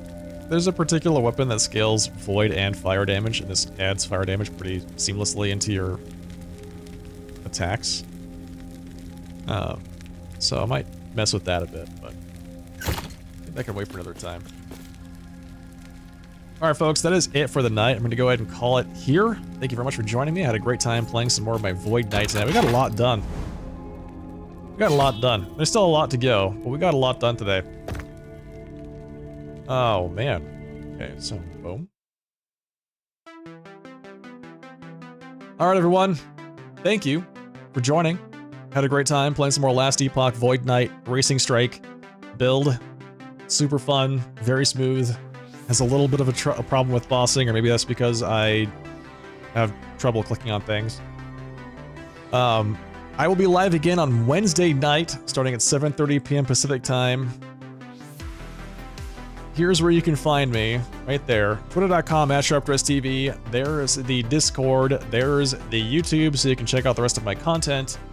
And don't forget, if you enjoyed what you saw tonight, don't forget to follow the broadcast here on Twitch. Just click the follow button. I'd love to see you all here again next time.